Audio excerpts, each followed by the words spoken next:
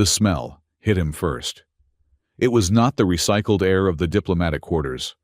It was the sharp, acidic tang of superheated metal and burnt insulation. Aiden Cole tasted copper on his tongue.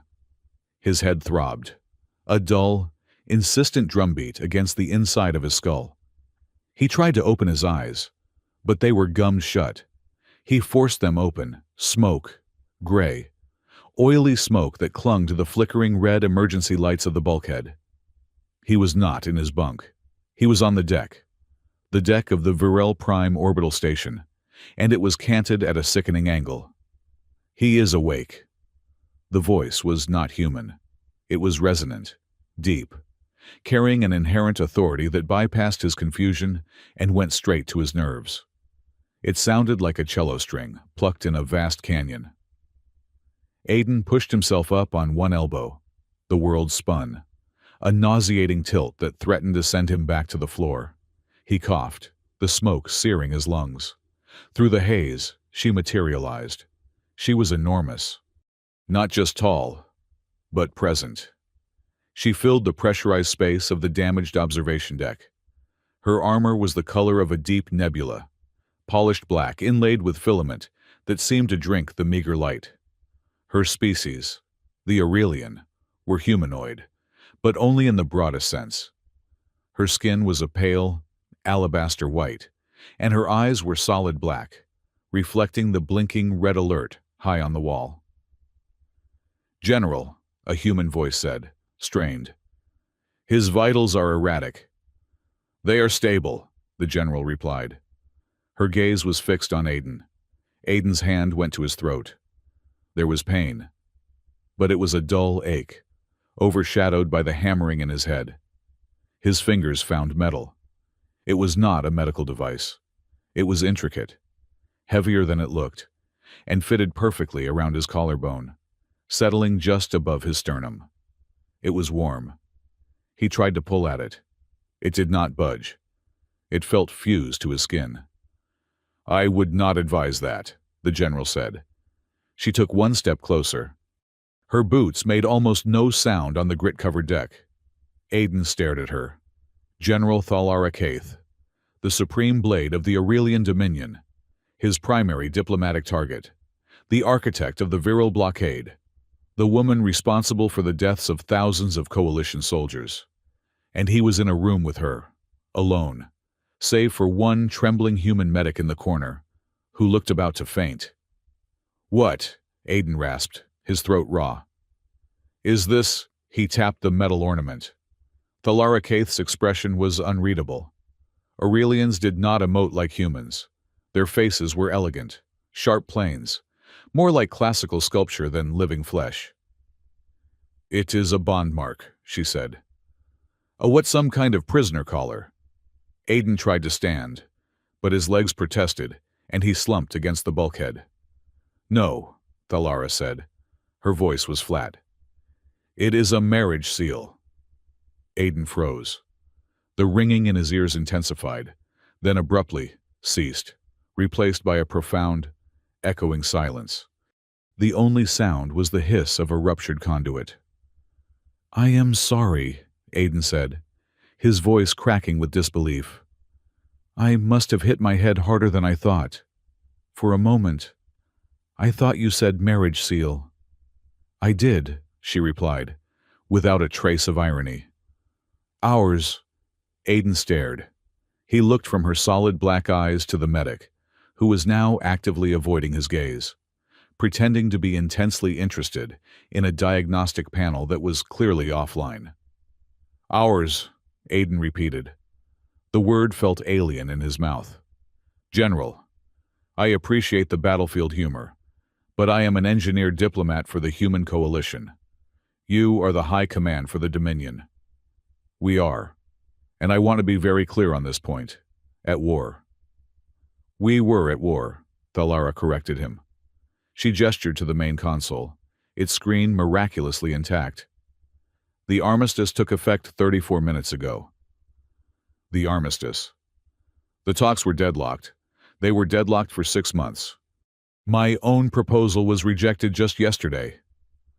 The talks are no longer necessary. She turned to the console and activated it. A holographic display shimmered to life between them, stabilizing despite the station's damaged inertial dampeners. It was not a tactical map. It was a legal document. A deep, synthesized voice filled the room, the automated registry of the interstellar accords. Authentication complete. Invoking Pact of Kin. Subsection 3 Alpha. Hostilities between the signatory powers, the Aurelian Dominion, and the Human Coalition, are hereby suspended pending confirmation of the bonding. Aiden read the text. It was dense, archaic legal language, the kind he specialized in parsing. But the names at the bottom were horrifyingly clear. Aiden Cole, Thalara Kaith. Pact of Kin, Aiden whispered, the blood draining from his face. He knew the term. It was an obscure, almost mythical clause in the Accords, a relic from a more primitive era, a desperation move.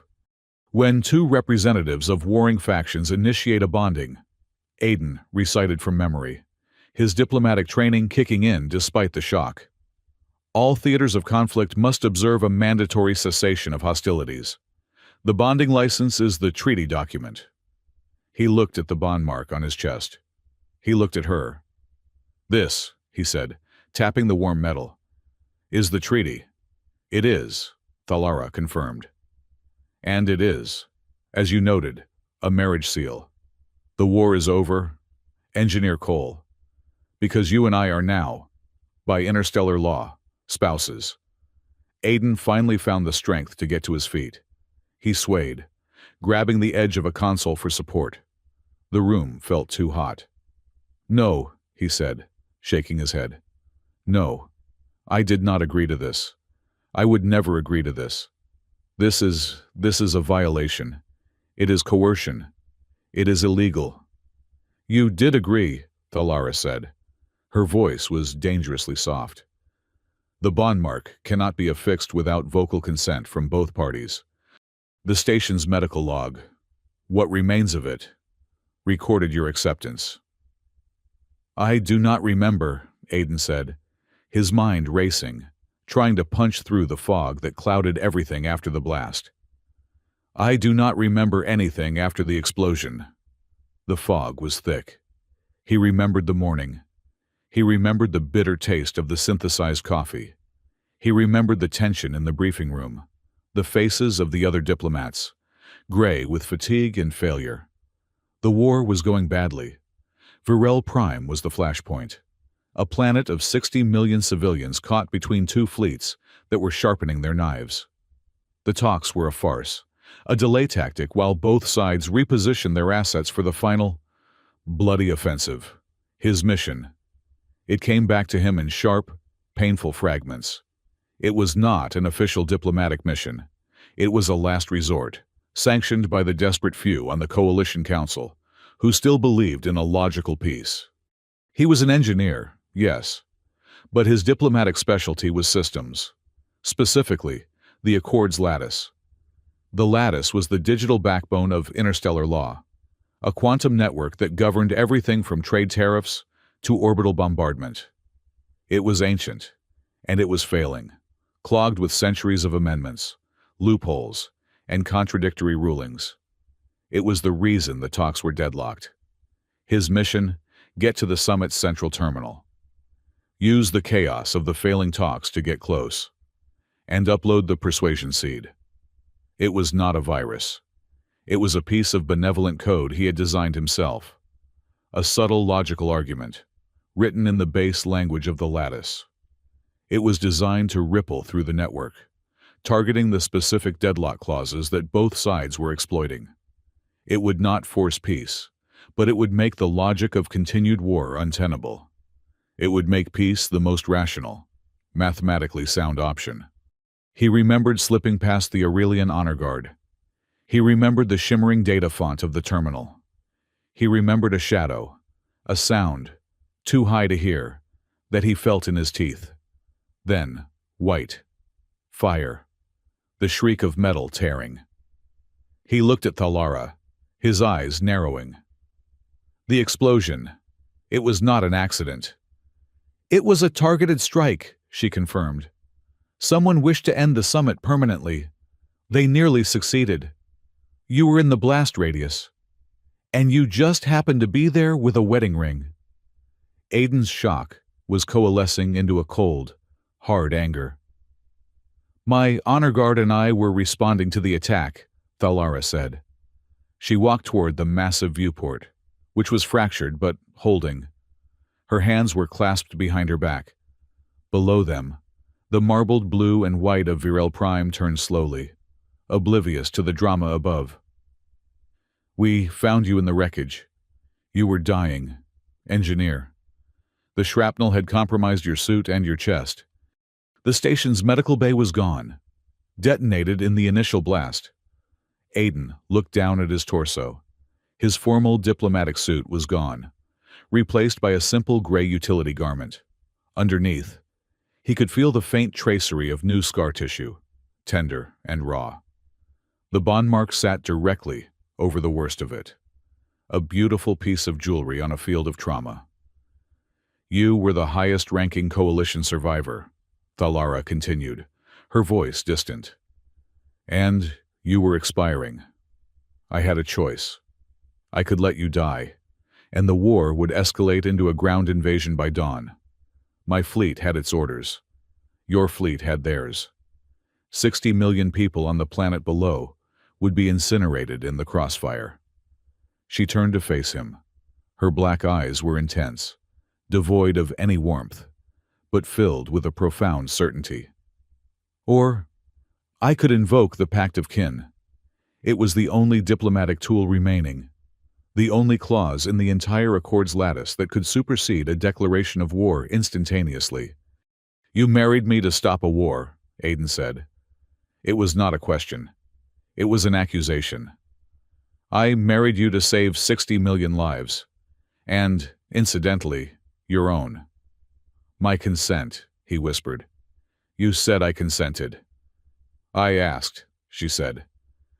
The medic's log confirms. You were barely conscious. You said save them, whatever it takes. Do it. I took that as assent. Aiden laughed. It was a dry, broken sound. Whatever it takes. That sounds like me. He ran his hands through his hair, feeling the grit and dried blood matted in it. So this, he motioned between the two of them, is the grand diplomatic masterstroke, an emergency wedding. Congratulations, General. You have just achieved the impossible. And what is that? You have found a way to make both sides of this war furious for the exact same reason. As if on cue, the main screen, now stabilized, flickered from the legal document to a priority newsfeed. The image was of a plaza on Virel Prime. An Aurelian warrior, his face marked with the red paint of a fundamentalist clan, was addressing a roaring crowd of soldiers. A human consort, the warrior bellowed, his voice distorted by the recording. Our general, the blade of the Dominion, defiles her honor and our victory by coupling with the enemy. This is not peace, this is humiliation. Annul the pact, annul the shame. The feed split. The other side showed a human coalition capital city. The mood was the same. A grim-faced woman in a suit was speaking to a rabid press scrum, her face tight with rage. This pact is an obscenity, the politician snapped. A clear violation of sovereignty and a mockery of our armed forces. Engineer Cole is a rogue element, or worse, a prisoner of war being used for propaganda. The coalition does not recognize this treaty. We demand his immediate release and the unconditional surrender of the Aurelian forces. They are calling me a rogue element, Aiden said, stunned. My own people. They think I am a traitor. Your people are politicians, Thalara observed coolly. They smell weakness. They see this as a way to gain leverage. They will paint you as a victim while demanding concessions. And your people see it as dishonor. We are not a symbol of peace, General. We are a target. We are the one thing both sides can agree to hate. The medic in the corner, who Aiden had forgotten, finally spoke, his voice trembling. "General, sir, the riots they are breaking out in the neutral zones, and Coalition Command just declared the armistice illegitimate. They are moving your husband to the top of the hostile entities list." Aiden felt a cold dread settle in his stomach. "They think I did this on purpose. They think I am a traitor." "That," Thalara said, "is why we must move quickly." Before Aiden could ask what she meant, the bond mark on his chest grew warm. It was not an unpleasant sensation. It was a deep, resonant pulse that seemed to align with his own heartbeat. He looked down at it. The intricate silver-black metal, which had been dull, now pulsed with a soft, internal blue light. "What is it doing?" he asked, his anger momentarily forgotten, replaced by his engineer's curiosity. "It is synchronizing," Thalara said, glancing at the mark. "Its systems are accepting your biology. It is a faster integration than I anticipated." Aiden moved to the terminal that still glowed with the legal code. His mission, the persuasion seed. It was still in his memory, a subdermal pocket in his wrist. He had not had time to upload it. His entire plan was useless. On instinct, he placed his hand on the terminal's reader. "Show me the Accords lattice," he commanded. "Show me the primary arbitration clauses that were in deadlock." The terminal chimed. "Access denied. Diplomatic engineer clearance is insufficient for core manipulation." "Typical," Aiden muttered. Then, the bond mark pulsed again, brighter this time. A wave of warmth spread across his chest. The terminal chimed a second time. The sound was different. It was not the flat rejection beep. It was a high, clear tone. "Biosignature conflict detected," the synthesized voice announced. "Priority signal cross-referencing. Stand by." The screen flickered. The dense text of the law dissolved, replaced by a swirling, three-dimensional matrix of light. It was the core architecture of the Accords lattice itself. A sight few, if any, living beings had ever seen. It looked less like code and more like a galaxy being born. Aiden stared, breathless. It was beautiful. "Priority signal accepted," the voice said. "Welcome. Accord bearer." "Accord bearer," Aiden whispered.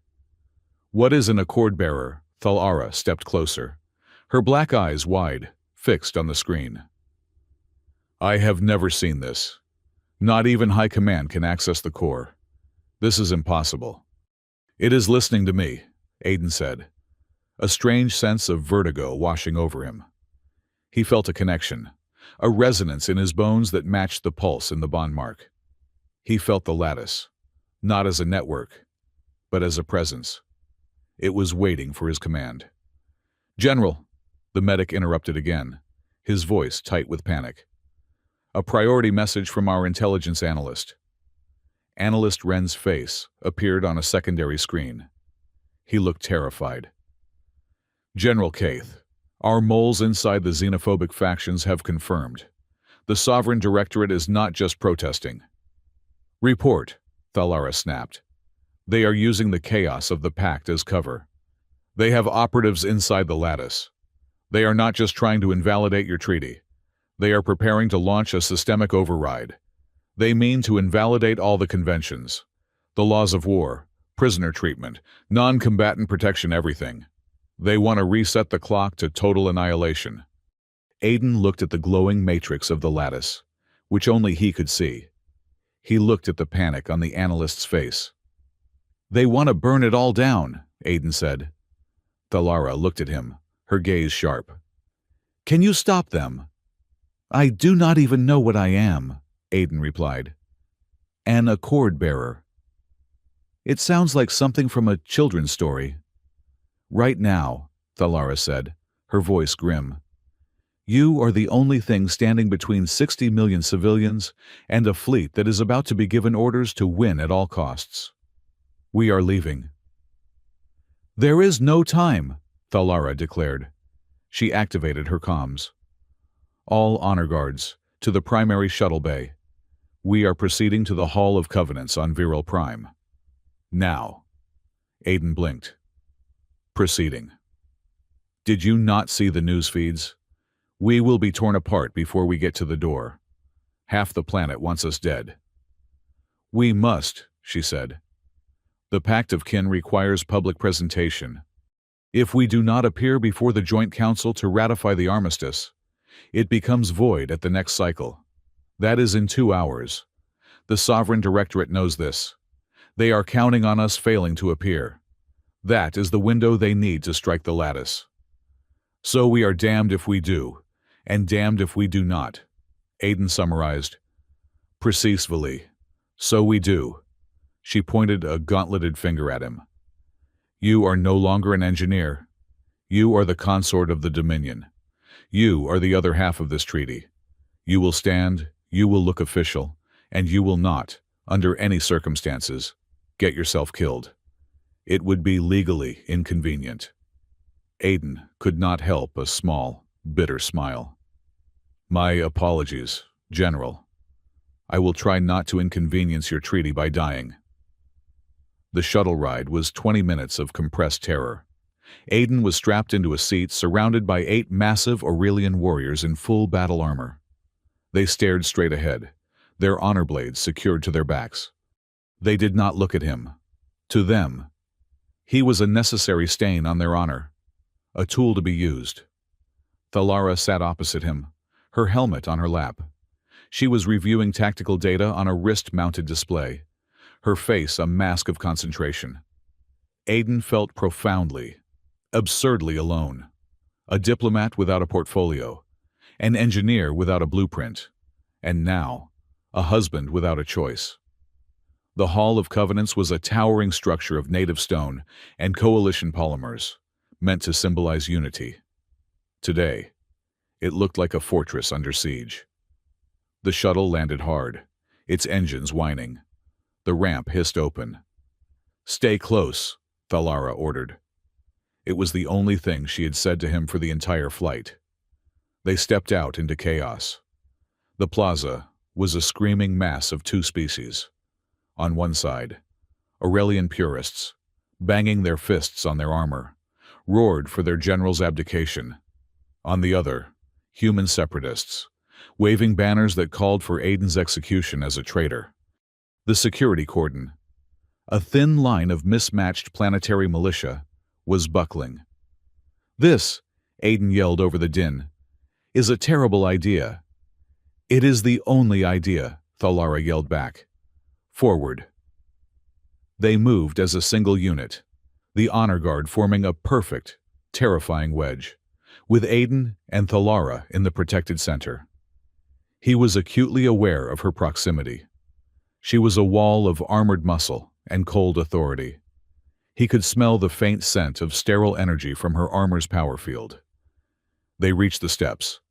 The great bronze doors of the hall began to open. Aiden knew this was the moment, the first, agonizing step into history. He stopped. Just for a second. The entire formation halted with him. Thalara turned, her black eyes flashing with impatience. "What are you doing, engineer?" she demanded. Aiden looked at the screaming crowd. "They see us as a joke, or an insult. We walk in there like this, hiding behind guards, and we validate them. We look like prisoners." "We are prisoners of this situation," she growled. "No." Aiden straightened his borrowed utility jacket, wincing as the movement pulled at his new scars. He was a diplomat. It was time to act like one. "You are a general. I am whatever I am. But this is a treaty, and a treaty is an agreement." He held out his arm. Thalara stared at his offered elbow, as if it were a venomous snake. "What is this?" she asked. "It is a human custom," Aiden said, his voice miraculously steady over the roar. "Unity, solidarity. We are, legally, a married couple. It is time we looked the part. We are not a general and her prisoner. We are the alliance." He could see the calculation in her black eyes. The logic, the optics. She was processing the tactical advantage of his absurd gesture. Slowly, agonizingly, she placed her gauntleted hand on his arm. The metal was cold, even through his jacket. They turned toward the doors. They walked up the remaining steps, side by side. The roar of the crowd faltered, replaced by a confused, sputtering silence. The sight of the human and the Aurelian, linked, walking with purpose, was so profoundly wrong that it short-circuited their rage. They passed through the doorway into the vast, silent chamber of the hall. The doors sealed behind them, cutting off the noise of the mob. Aiden let go of her arm, his hand shaking from the adrenaline. He looked down at his chest. The bond mark, hidden beneath the gray fabric, was pulsing. A steady, reassuring warmth against his skin, perfectly in time with the frantic hammering of his heart. He felt the weight of it, the impossible, crushing weight. He was a husband. He was a symbol. And, as he felt the distant, silent hum of the Accord's lattice, waiting deep below the planet's crust, he realized he was also the locking mechanism for the entire, fragile structure of interstellar law. And someone was already trying to pick the lock. The Hall of Covenants was aptly, if ironically, named. It was built halfway into a chasm wall on Virel Prime, a monument of native crystalline rock and imported coalition steel. Its primary feature was the vast, domed ceiling, a holographic projector known as the Rainbow. It was supposed to display the flags of all signatory members in a tapestry of unity. Today, it was projecting the live, swirling atmospheres of the two warring powers. On one side, the deep, furious methane reds of the Aurelian homeworld. On the other, the placid, bright blue of Earth. The line where they met in the middle was a turbulent, muddy purple. Aiden Cole felt like that muddy purple line. He sat on a raised dais at the head of the chamber, a position of honor that felt like a pillory. He was flanked by Thalara Kaith. They were the center of attention, the two-headed sovereign of this new, hated peace. Below them, two long tables stretched the length of the hall, populated by the grim-faced delegations of the Human Coalition and the Aurelian Dominion. They sat as far apart as the furniture would allow. "They look," Aiden murmured to Thalara, his voice too low to carry. "Like they are deciding how to divide our assets." Thalara, rigid as the steel pillars, did not turn her head. Her black eyes scanned her own delegation, lingering on a hard-faced admiral. "They are deciding if our execution should be a joint or separate proceeding." Aiden resisted the urge to tug at the collar of the formal robe they had given him. It was a heavy, silver-gray fabric, vaguely Aurelian in design, and deeply uncomfortable. The bond mark on his chest was a hidden weight, pulsing with a low, steady warmth that was the only reassuring thing in the room. "We begin," Thalara announced. Her voice boomed in the chamber, the cello note of command that made even the human delegates sit up straighter. "This is not a negotiation," she stated. "This is a ratification, as mandated by the Pact of Kin. Hostilities are suspended. The fleets will stand down. We are here to discuss the terms of the withdrawal." A human ambassador, a severe woman named Sibyl, stood. "General Kaith, we dispute the premise. We do not recognize this pact. We recognize a human civilian, Engineer Aiden Cole, taken against his will." "I was not taken against my will," Aiden said, surprised at the steadiness of his own voice. The entire room turned to him. It was the first time he had spoken. "I was saved, and I consented." "You consented to being married?" Cybele asked, her voice dripping with contempt. "You, an engineer, took it upon yourself to sign a treaty ending a war, without authorization, without consultation." "I was dying in a hallway, Madam Ambassador," Aiden retorted, the cold anger giving him focus. My authorization was based on the 60 million lives you were about to sacrifice for a tactical stalemate. I took the only option available. A hard-faced Aurelian admiral, the one Thalara had been watching, slammed his armored fist on the table. The sound cracked through the hall. This is the option. This human, he is not Dominion. He has not bled for us. He has no right to sit at the high table, General. This is a stain on your bloodline. Annul this farce. Admiral Vorlag, Thalara said, her voice dropping a dozen degrees. You are bordering on insubordination. And you are bordering on treason. Vorlag roared. It happened in less than a second. Aiden, the engineer, was always tracking systems. He saw the anomaly before anyone else. A human delegate, 3 seats down from Ambassador Sibel, was not watching the argument. He was watching Aiden. His hand was under the table. Simultaneously, Admiral Vorlag's primary honor guard, a massive Aurelian standing against the far wall, unclipped his ceremonial blade. Thalara! Aiden shouted. The human delegate lunged, his hand coming up. He held a flat, black coalition disruptor, a military-grade weapon forbidden in a diplomatic zone. He aimed it directly at Aiden. Across the room, Vorlag's guard did not go for his general. He ignited his energy blade, a shimmering blue field of molecular disruption, and lunged past his own delegation, straight toward the dais, straight toward Aiden. It was a coordinated strike. Human extremists and Aurelian purists, united by their shared hatred of the peace he represented. Aiden had no time to move, no time to react. He saw the muzzle of the disruptor. He saw the searing blue of the energy blade. He felt only a profound, sudden, and absolute rejection. A feeling that surged up from his chest, an engineer's certainty. This is wrong. This is out of bounds. This is illegal. He did not shout. He did not move. He just willed. The bond mark on his chest flashed. A single, blinding pulse of blue light, invisible under his robe, in the swirling holographic galaxy of the Accord's lattice, deep within the planet's core. A single, ancient line of code activated. Arbitration zone. Hostile intent by signatories. Lethal action prohibited. The effect was instantaneous and silent. The human assassin squeezed his trigger. Nothing happened. He looked at the disruptor in confusion. The charge indicator, usually a bright green, was dead black. He squeezed it again. Useless. The Aurelian guard was mid-leap, his blade high, ready to cleave Aiden in two. The blue energy field hissed, flickered, and vanished. The blade was just a meter of dull metal. His superhuman momentum carried him forward. But the weapon was inert. The silence that followed lasted precisely 1 heartbeat.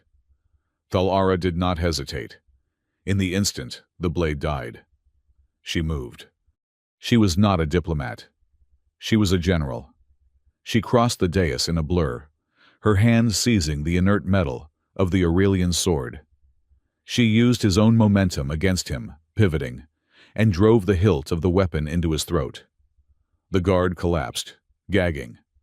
At the other table, Ambassador Sibel's personal guard, finally reacting, tackled the human assassin, driving him to the floor and wrenching the dead disruptor from his grasp. The chamber erupted. Guards shouted. Delegates overturned chairs, scrambling for safety. But Aiden did not move. He was staring at the Aurelian guard, who was clutching his throat. He looked at the human assassin, now pinned and screaming curses. He looked at his own hands. They were trembling. "What did you do?" Thalara's voice was a low hiss at his side. She had already returned to her position, not a single plate of her light armor out of place. Aiden stared at her.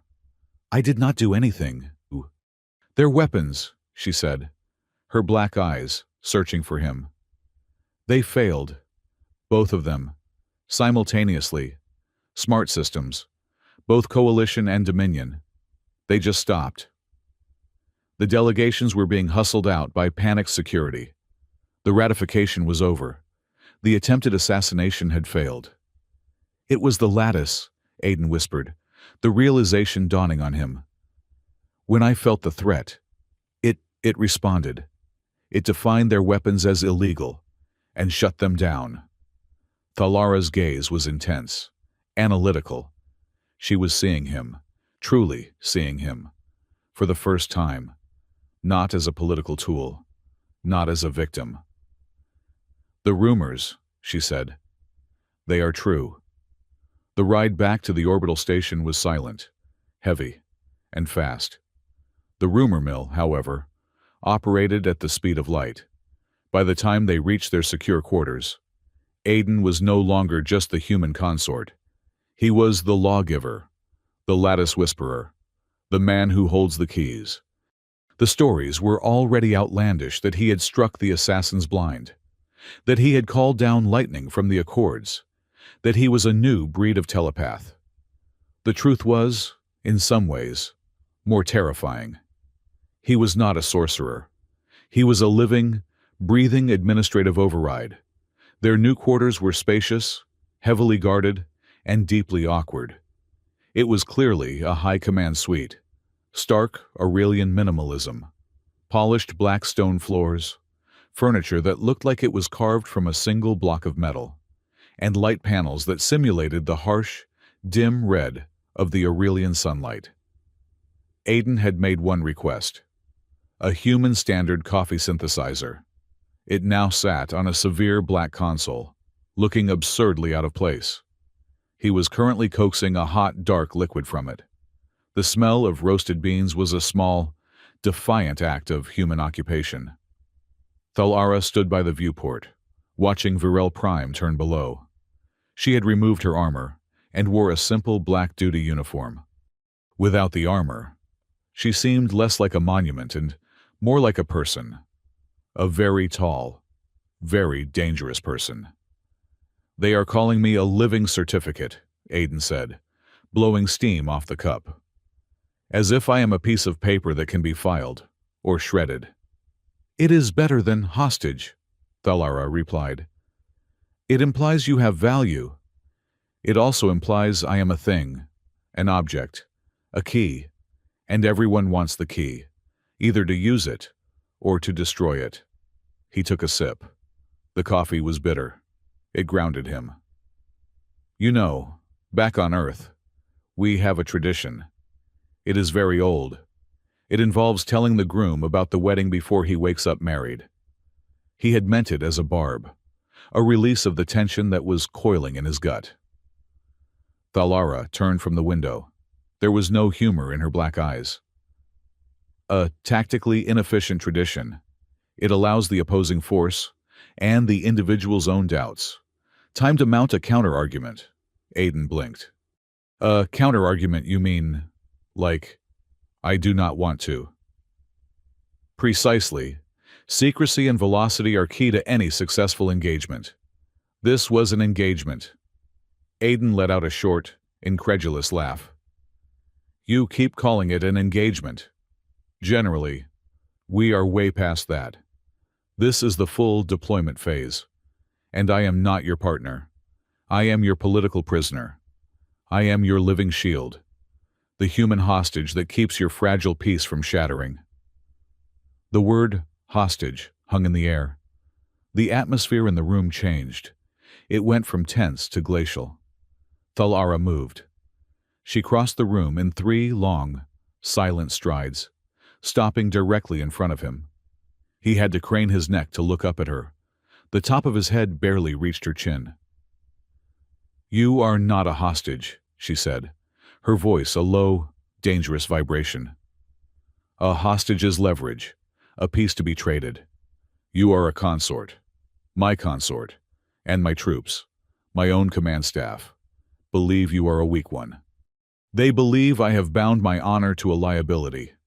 They believe I am compromised." "And what?" Aiden said, trying to keep his voice from shaking. "Does that matter? We stopped a war. Is not that worth a little dishonor?" Honor is not a little thing to my people. Engineer, she hissed. It is the air we breathe. It is the framework of our society. Without it, we are savages. The attack today, by Admiral Vorlog's own guard. That was a symptom. He believes I am weak, that you make me weak. So what do? Go on a public relations tour. Show them we are a happy couple. No, Thalara said. We will adhere to tradition. My tradition. I am sensing I am not going to like this tradition. You will face me on the Kael'mor, the validation mat, tomorrow, at the first cycle, in front of my high command. Aiden stared. Face you. You mean fight you. A duel. It is a test of spirit, a ritual. It is not to the death.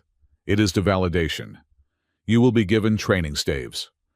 Aiden took a step back, holding his coffee cup like a shield. Hold on. Just hold on.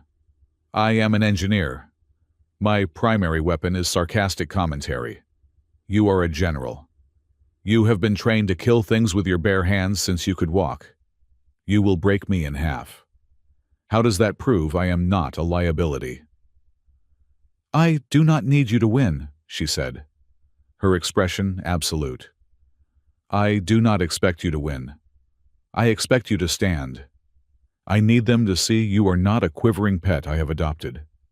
I need them to see that you do not fear me, that you do not fear them. They do not understand humans. They see your species as soft, chaotic, disposable. Show them they are wrong. Show them why. When you were dying, I saw something worth saving. The silence stretched. Aiden looked at her, at the absolute conviction in her face. This was not a request. It was her own form of diplomatic negotiation. Fine, Aiden said, finishing his coffee and setting the cup down with a sharp click. Fine. I will stand. But if I break my nose, you are explaining it to the press. The tension was broken by a chime from the main console, a Priority 1 signal. Thalara turned, her entire demeanor shifting back to command. On screen, the image that appeared was not a military officer or a politician. It was a man, human, dressed in immaculate, ascetic gray robes. He had a handsome, unlined face, and a smile that was both warm and profoundly cold. He looked like a preacher, or a university provost. General Kaith, Engineer Cole, the man said, his voice smooth as velvet. A fateful pair. I am Archon Malak Rhine. I speak for the Sovereign Directorate. Aiden felt a chill. This was the name the intelligence analyst had mentioned, the man pulling the strings of the extremist factions. We have been monitoring your unconventional alliance, Rhine continued, his smile never wavering. A fascinating move. A pact of kin. An archaic, dusty clause dug up from the legal archives. A clever trick. But a trick nonetheless. We are not interested in your commentary. Archon, Thalara snapped. State your purpose. My purpose is simply to offer clarity, Rhine said. The Sovereign Directorate exists for one reason: to protect the purity and sovereignty of the core worlds. Your pact subverts the will of both our peoples. It is an illegitimate treaty, signed in blood and confusion, and forced upon billions. It stopped a war, Aiden said. It paused a war, Rhine corrected him gently. And in its place, it has installed a Dumvirate, a human engineer who, we hear, can now turn off weapons with a thought. How monarchical, how tyrannical. This is not peace. Engineer Cole. This is the installation of a dictator, bound to an alien general. What do you want, Rhine? Aiden demanded. The Directorate does not demand war, Rhine said, spreading his hands. We are not barbarians like Vorlag. We demand orders. We demand a referendum. Let the people of the Coalition and the Dominion vote. Let them decide if they wish their sovereignty to be signed away in a backroom deal, or perhaps His eyes glinted. A bedroom deal. The insult was precise. It was designed to infuriate the Aurelians and embarrass the humans. The people are frightened, Rhine finished. They are angry. They deserve a voice. We will give it to them. The referendum to annul the pact is our only goal. We will pursue it, through all legal channels. The screen went black. Aiden looked at Thalara. He is good. He is not a screaming warlord. He is reasonable. He is logical. And he is going to have us torn apart. He has weaponized democracy, Thalara said, her disgust palpable. He gives the mob a legal flag to rally under. He makes their hatred sound like principle. She turned her gaze back to Aiden. Tomorrow. The Kyle Moore. It is more important now than ever. The Aurelian training chamber was a hemisphere of brushed steel. The air was cold and smelled of ozone and sweat. Thalara's entire command staff was present. 10 massive, armored Aurelians, including the newly promoted admiral who had replaced Vorlog. They stood with their arms crossed, their black eyes radiating judgment. Aiden felt small and profoundly ridiculous. He wore simple, padded training clothes. He held a long, hardwood staff. It felt heavy and clumsy in his grip. Thalara stood opposite him. She wore a similar tunic, her pale arms bare and corded with muscle. She, too, held a staff. The rules are simple, she announced to the room, her voice echoing. The validation ends upon yield, or inability to continue. Begin. She did not wait. She moved like a viper striking. Aiden, who had been expecting a ceremonial first bow, barely got his staff up in time. The crack of her wood hitting his vibrated up his arms and rattled his teeth. The force of it sent him staggering back 3 steps. You are not an engineer now, she said, advancing. You are not a diplomat. You are a target. Defend your ground. She lunged again. It was not a lunge.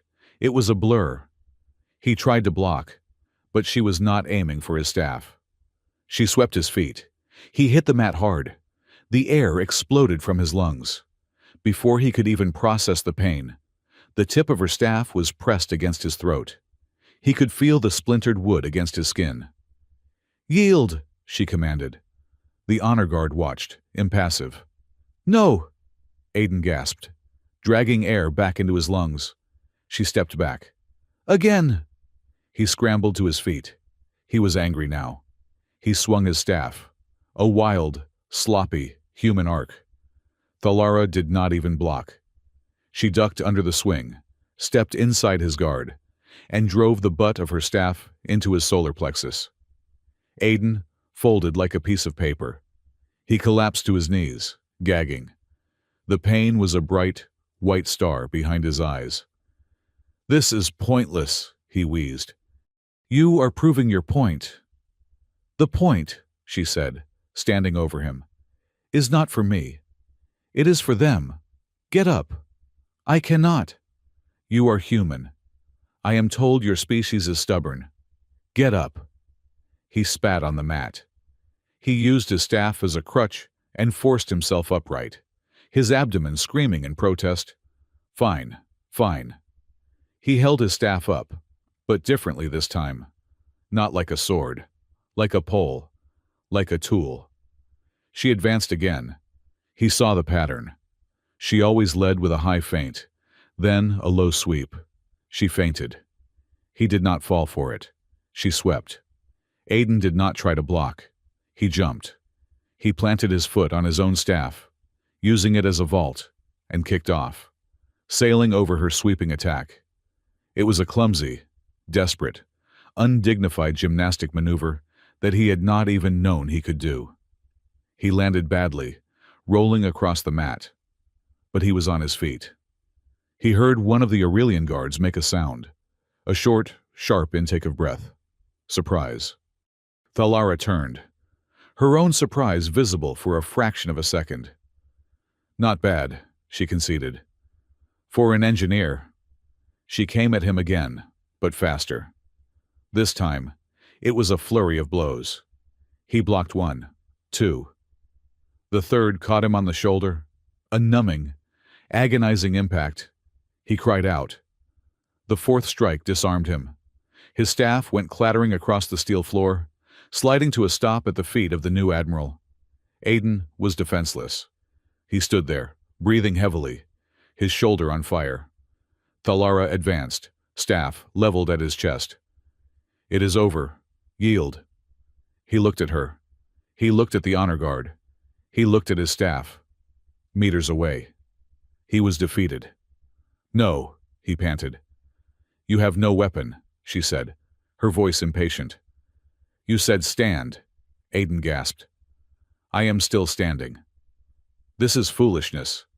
This is not an honor. Yield. She jabbed him in the chest with a staff. It was not a killing blow, but it sent him to his back. She stood over him, her staff at his throat again. Yield. Aiden Cole. Aiden lay there, looking up at the harsh lights. He was bruised. He was humiliated. And he was furious. He thought of Ryan's smug face. He thought of the assassins. He thought of this impossible woman standing over him, demanding his surrender. He saw, just to his left, a small, open container of powdered rosin. The Aurelians used it for their grip. I said, he wheezed, no, as she leaned in, her face tight with frustration. He scooped a handful of the white powder and threw it directly up into her face. Thalara roared. It was not a human sound. It was a deep, guttural cry of shock and rage. She reared back, dropping her staff, her hands flying to her solid black eyes. The powder caked her face, a ghostly white mask. Aiden scrambled. He crab-walked backward, got to his feet, and dove for his staff. He got his hands on it and spun around, assuming a defensive posture that he was sure was completely wrong. Thalara was wiping her eyes, her chest heaving. The entire honor guard had tensed, their hands moving to their own weapons. This had broken all rules of ritual. She got the powder out of her eyes. She looked at him. He was breathing like a bellows, his knuckles white on the staff, ready for her to charge. She stopped. She stared. Then, she did the last thing he expected. She laughed. It was not a laugh of humor. It was a sharp, barking explosion of air, a sound of pure, unadulterated surprise. She lowered her hands. She looked at her command staff, who were frozen in disbelief. He is not a warrior, she announced, her voice ringing. I never said I was. Aiden panted, rubbing his throat. He is. She turned back to him, a new, strange light in her eyes. An engineer. He does not fight with honor. He does not fight fair. He fights to survive. He finds the flaw in the system, and he exploits it. She nodded, a single, sharp gesture. You did not yield. She turned to her silent, stunned commanders. Honor is satisfied. The consort is not a liability. He is human. She walked off the mat, leaving Aiden standing there, covered in sweat, dust, and rapidly forming bruises. He had never been so terrified, or so alive, and for the first time, he saw a crack in the armor of General Thalara Kaith. It was a look of grudging, profound respect. The urgent summons came 2 days later. Dr. Mira Sato. She was the Coalition's chief xenobiologist, now reluctantly attached to Aiden's household as a scientific advisor. She was brilliant, perpetually caffeinated, and talked faster than anyone Aiden had ever met. They met her in a secure, sterile lab on the station. It is not your genetics, she said, before they were even through the door. She was pacing in front of a giant holographic display of a DNA strand. Well, it is, but it is not. Not just your genetics. I got your deep scan medical file from the Coalition archives, the one from your enlistment physical. It is your memory. Aiden. Aiden and Thalara exchanged a look. My memory. Aiden asked, Yes, Mira said, pointing to a glowing segment of the helix. The Accord's lattice. It is not just a legal network. We thought it was just data, quantum-encoded law. We were wrong. It is a cognitive network. It archives legal precedent. It archives the intent behind the laws. And your genome, your entire family line is linked to it. The sections that encode long-term memory and pattern recognition. I do not understand, Thalara said. Translate, Doctor. He is a key, Mira said, throwing her hands up. A master key, but not a physical one. A cognitive one. His ancestors. Aiden, your ancestors. They were part of the original charter, the ones who built the lattice thousands of years ago. The lattice was designed to respond to their cognitive signature. It was a failsafe, a genetic lock, to keep it from being manipulated. And then, your family line just vanished. They became engineers and diplomats. They forgot. The key was lost. Aiden felt the floor tilt. Until the explosion. When I was dying. Yes, Mira gestured. When General Kaith used the bond mark, it did not just heal you. It is a piece of ancient biotech. It reactivated the dormant link. It saw your cognitive signature, confirmed you were a descendant of the framers. And well, it handed you the administrator's password. So, when I was in the hall, Aiden said, his mouth dry. When I froze those weapons, I was not asking the lattice. I was ordering it. You were, Mira said, her expression suddenly grim. You are, for all intents and purposes, the living embodiment of the supreme law, which, she added, makes you the most powerful and most dangerous man in the galaxy. The weight of that revelation settled on him. He was not just a symbol. He was a trigger. A walking, talking, fallible god in the machine. Thalara put it more simply. This cannot leave this room, she commanded. If Rhine learns of this, he will not stop until he has your corpse. Thalara decided they needed to see the ground. The political maneuvering in the high chambers was suffocating. She called it a tactical assessment. Aiden called it walking the beat.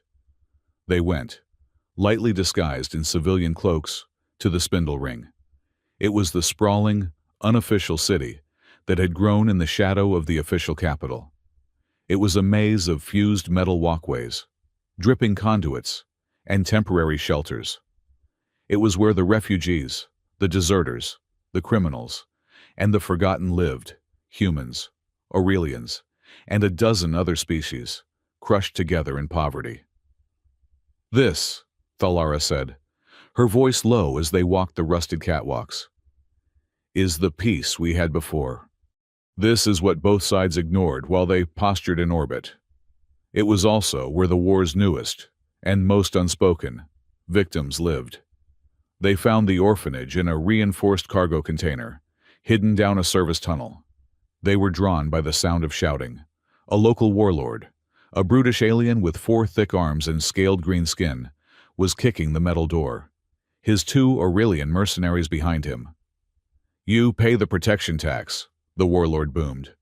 Or I burn the container with the half-breed trash inside. Thalara tensed, her hand moving to the simple pulse pistol, hidden under her cloak. Wait, Aiden said. This is not a war. This is cruelty. He stepped forward. Hey, leave them alone. The warlord turned, his eyes narrowing. He looked Aiden up and down. A human, and a pale skin. He sneered at Thalara, who was hooded. The general's new pet come to see the garbage. He must have recognized them from the news feeds. He shoved Aiden, hard. Get out of my way, little man. Aiden stumbled back, colliding with Thalara. He looked at the 2 Aurelian mercenaries. They looked uncomfortable. They were warriors, not thugs shaking down children. Aiden remembered the duel. He remembered the feel of the hardwood staff, the pain, and the respect he had finally earned. He stepped past the warlord, facing the 2 Aurelians. He did not draw a weapon. He placed his fist over his heart, then opened his hand, palm out. The formal, oath hand gesture. The two mercenaries stiffened. Aiden spoke, his voice clear in the damp tunnel. He used the Aurelian words Thalara had been teaching him, the first line of their most sacred war chant. "Honor does not guard the strong," he said, the alien syllables precise on his tongue. He then added his own words, in their language. "It protects the weak." The warlord looked confused. "What is he saying, kill them?" The two Aurelians did not move. They stared at Aiden. This human, this consort had just spoken the deep code.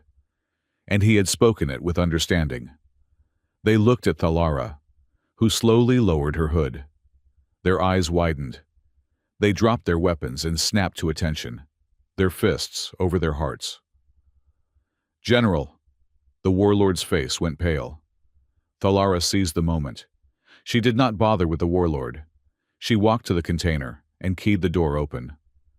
"We are here," she said. The door hissed open. A human woman peered out, her face etched with fear.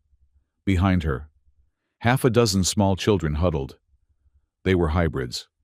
Some had human eyes and pale Aurelian skin. Some had the delicate Aurelian bone structure and human freckles. They were the children of the war, abandoned by both sides. Aiden felt his resolve, which had been wavering, harden into steel. He looked at Thalara. "This," he said, his voice thick. "This is why. It is not about the fleets. It is not about the politicians. It is about them." Thalara met his gaze.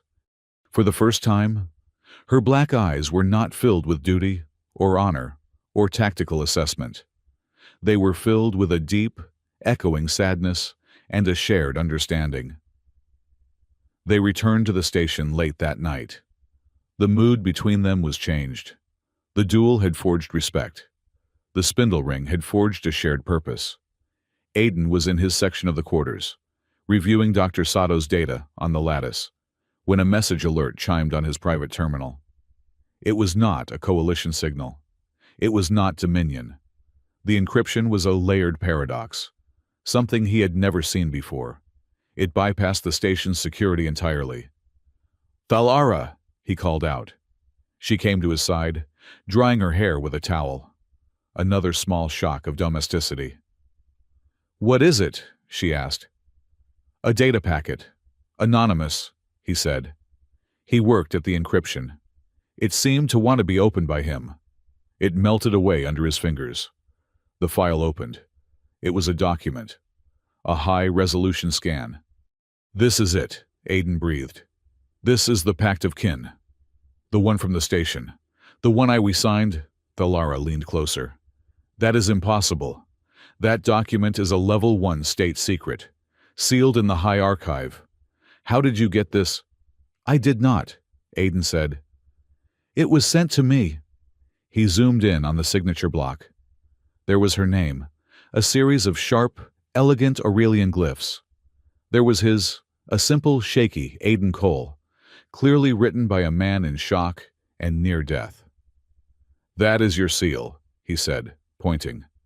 "The Dominion blade. And that is the Coalition emergency seal. The one I had." He traced his finger to the bottom corner of the document, almost hidden in the legal boilerplate. "But what is that?" It was a third seal, small, intricate, and embossed with a physical pressure that the scanner had perfectly captured. It was not a government emblem. It was not a military crest. It was a circle enclosing a knot, a perfect, unending loop, a paradox of geometry. Aiden looked at Thalara, a cold, new understanding dawning. "This was not your idea, was it?" he asked, his voice low. "Invoking the Pact of Kin. It was a desperation move, you said. But was it your desperation?" Thalara stared at the seal, her face pale. "I do not recognize it. Someone else was in that room." "General," Aiden said, his gaze fixed on the impossible knot. "Someone who was not you, and not me. Someone who guided your hand. Someone who pushed us together. He looked up at her. This was not an accident. It was not a choice. It was a setup. The anonymous message file, with its impossible seal, hung in the air between them. It was more than a puzzle, it was an accusation. A setup, Aiden repeated, his voice flat. We are not signatories. We are puppets. Thalara's expression was hard, her pride warring with the evidence.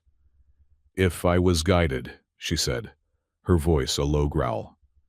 It was by a logic I did not perceive. We must find the source of this seal. And the source of the attack. They are connected, Aiden said. The extremists who attacked the hall, the Sovereign Directorate, and whoever sent this file. Ryan wants us to fail. This third party wanted us to succeed. We are caught between two different, invisible hands. Then we must find a third path, Thalara concluded. We are blind here. The station is a fortress, but it is also a cage. We need eyes on the ground. We need to leave the official channels. She keyed her private comm. Summon Captain Rhea Solis. She will meet us at the civilian portal, disguised. Aiden raised an eyebrow. Rhea Solis, the militia commander. The one who publicly called our treaty a desperate gamble. She did, Thalara agreed. She is also the only ranking officer on this planet, human or Aurelian, who prioritizes the local populace over fleet politics. She is pragmatic, and she hates Rhine more than she distrusts us. We need to get to Evam. She is the only one who can get us inside without an honor guard.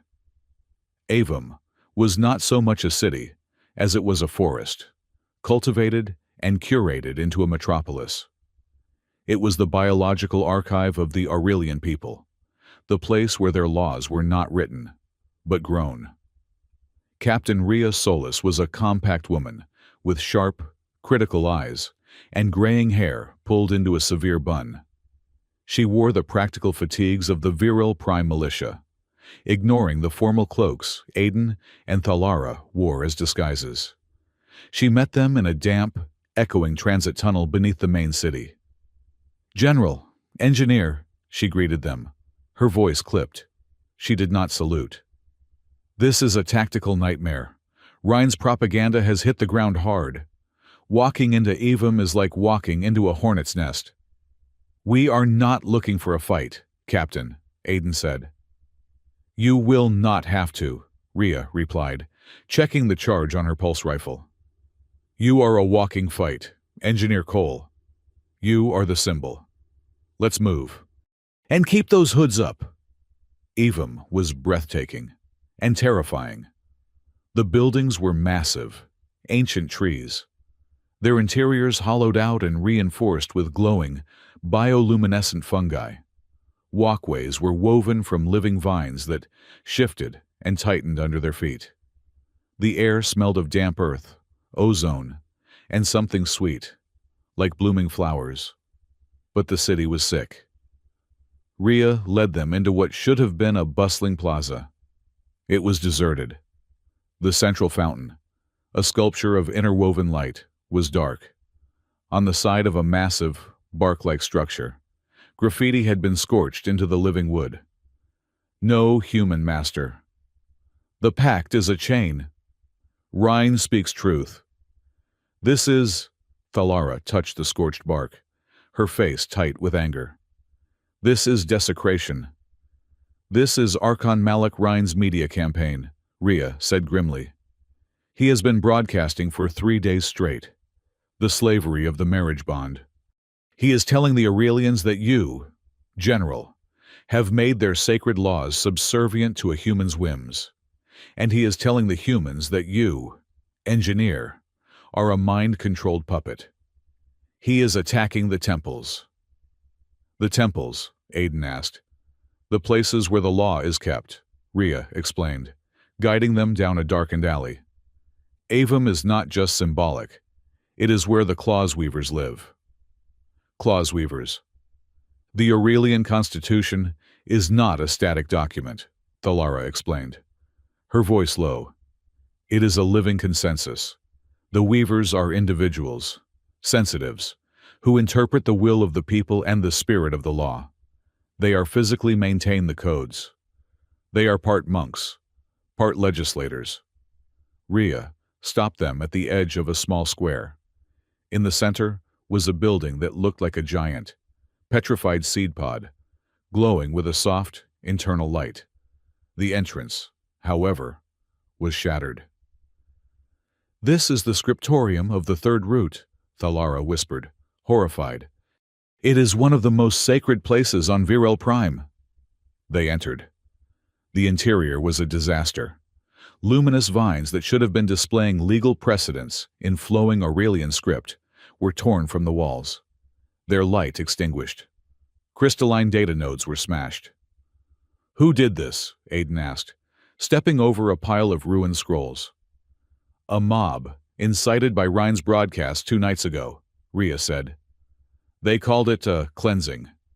They said the weavers were tainted by their association with the Pact of Kin, that their laws were no longer pure." "Where are the weavers?" Thalara demanded, her hand resting on her concealed sidearm. "That is the problem," Rhea said, her voice dark. "After the riots, all 112 Claws weavers in Avum vanished. They have been kidnapped." Aiden felt a cold knot tighten in his stomach. "Rhine. He is not just spreading propaganda. He is blinding the system." "If the weavers are gone," Thalara said, the strategic implication hitting her. "New laws cannot be ratified. Old laws cannot be amended. The entire Aurelian legal system is frozen. He is staging a constitutional coup, by hand. He wants to invalidate our pact," Aiden realized. "But if the weavers are gone, he cannot do it legally. So he is trying to break the law, so he can rewrite it." They retreated to a secure safe house, a forgotten maintenance node deep in the city's root system. It was small, damp, and smelled of minerals. Aiden needed to think. He needed data. "Rhea, can you secure the perimeter?" he asked. "I need a connection," Rhea nodded.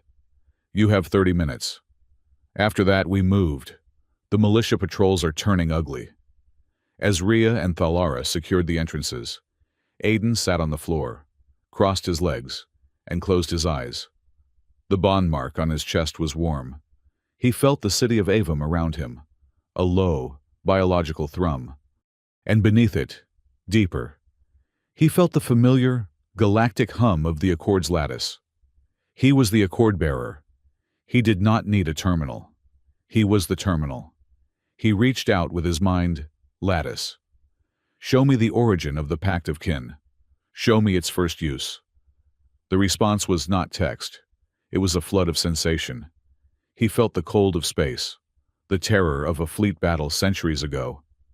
He saw a ship, ancient, human design, burning.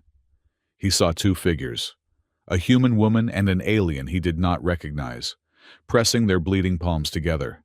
The first, desperate invocation. "Show me the ratifications," he commanded. A list scrolled behind his eyelids. Dates, names, conflicts. It was used rarely, only 13 times in 2,000 years. "Show me the legal framework. Show me the signature blocks."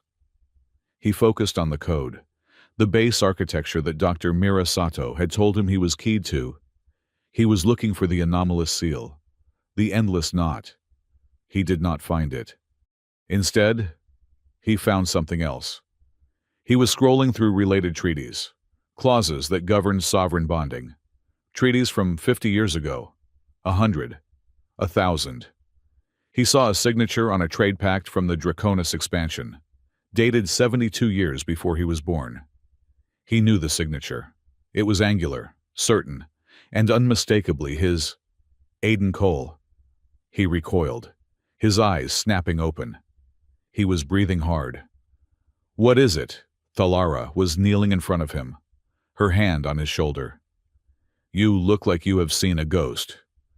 "I think I did," Aiden panted, his heart hammering. "Mine." He told her what he saw. My signature, my name, on treaties. Thalara, dozens of them, stretching back decades. Before I was born. It is impossible. A temporal paradox, she stated. Or I am insane, Aiden countered, running his hands through his hair. Or the lattice is corrupted. Or you are part of a system you do not understand, she finished. The accusation from his setup discovery was gone. Her voice was steady, analytical. That seal, Aiden said, focusing. The one on our pact. It was a message. From whoever or whatever knows what I am. They are pointing me somewhere. He looked at her. The tension of the last few days. The duel, the assassins, the terror, all coalescing into one central question. When you found me, he asked, his voice low. In the wreckage. You said I was dying. You said you chose the pact. She held his gaze. I did. Why me? I was just an engineer. There were other diplomats, other officers. Thalara hesitated. It was the first time he had ever seen her truly uncertain. You were not just an engineer, she said, her voice quiet. You were the one who had tried to upload the persuasion seed, an act of logical, peaceful sabotage. My intelligence knew of your attempt. It was bold and naive. That is not all, Aiden pressed. He could feel the truth, hovering just behind her warrior's mask. She sighed, a small, human sound of resignation. The bond mark, she said, tapping the space on her own uniform where her mark would be. It is not just a symbol of rank. It is an heirloom of my bloodline. It is old, very old. It is part of the original technology, linked to the lattice itself. She looked away, as if embarrassed. When I knelt over you, in the fire and the smoke, you were trying to give your med pack to another survivor. Even as you were bleeding out, you were dying, and you were angry. I was... Yes, she said. You were furious, not in pain, not in fear. You were cursing the politicians, the admirals, the entire war. You were demanding to know why it was so illogical for people to stop killing each other. You were stubborn. She met his gaze again. And my bond mark, she said. It resonated. It is designed to recognize Aurelian virtues, honor, strength, duty. But it reacted to you. It pointed, as you said. It locked onto your stubborn compassion, your logical empathy. It was an algorithm I did not understand, but I trusted it. It chose you. Aiden sat back, stunned. So you married me because your magic necklace told you I was a compassionate nerd. The corner of her mouth almost twitched. The magic necklace is a piece of sentient biotechnology, engineer, and it has never been wrong. It identified in you the one quality this entire war has lacked. Not strength, humanity. Before Aiden could process this, Rhea Solis slid back into the chamber, her rifle raised. We have company, not Rhine's thugs. Something else. Someone just bypassed my perimeter sensors. A figure emerged from the shadows of the tunnel. It was not a soldier. He was a tall, impossibly thin Aurelian, draped in the dark, simple robes of an archivist. He was ancient, his pale skin like dried parchment. He carried no weapon. General Kaith, a cord-bearer, the Aurelian said. His voice was like dry leaves skittering on stone. Thalara and Rhea tensed, their weapons aimed. I am Nyx, the archivist said, bowing his head slightly. Keeper of the unwritten. I am not your enemy. You bypassed my sensors, Rhea snapped. The city permits me passage, Nyx replied simply. Avum is my home. I have come because the weavers are gone. The city is screaming in its sleep.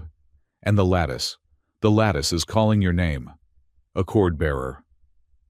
You know what I am, Aiden asked. I know what the lattice believes you are, Nyx corrected. You see the digital, the code, the present. I keep the oral tradition, the memory, the past, and the past is troubled by your arrival. We saw my signature, Aiden said, on treaties from before I was born. Nyx nodded slowly. The signatures are real. You are an anomaly, a knot in the thread of time. The lattice is a quantum system. It does not perceive time as you do. It perceives causality. And you are a cause and an effect, all at once. Who is doing this? Thalara demanded.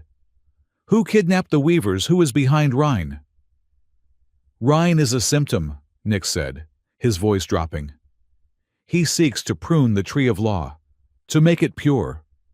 He has been convinced that interspecies law, your pact, is a contamination. He is being encouraged by a force that wishes to undo the very idea of consensus. The Sovereign Directorate, Aiden said. They are the public face, but they are using tools they do not understand. They have taken the weavers. They seek to force an edit, to remove the Pact of Kin clause entirely, so your treaty becomes void, and they seek to do it at the source. Where? Aiden asked. Not here. Avum is just a branch office, Nyx said. They have taken the weavers to the Equatorial Archive. Thalara stiffened. That is a myth. A dead zone at the equator, forbidden to all. It is not a myth, Nyx said. It is the primary server. It is the place where the original framers built the lattice. It is where the lattice self resides. The lattice self, Aiden asked. The core intelligence, the first consensus. The ancient mind that balances the trillions of legal requests across the galaxy. It is not just a computer engineer. It is a god. And Rhine is taking a hammer and chisel to its altar. The Equatorial Archive was a scar on the planet. A vast, black structure of basalt and obsidian, half buried in the planet's oldest, most violent rift valley. The weather here was extreme. The magnetic field so chaotic that no ship could fly near it. They had to travel the last 20 kilometers on foot, guided by Nyx. Why is it here? Aiden shouted over the screaming wind, which tore at his cloak. The planet's magnetic field shields it from orbital scans, Rhea yelled back, her rifle scanning the rocks above. It is the perfect hiding place. It is where the lattice was born. Nyx corrected, his thin form seemingly untroubled by the gale. It draws power from the planet's core. This is its mind and its body. They found an entrance through a series of lava tubes, a dark, winding path that led deep underground.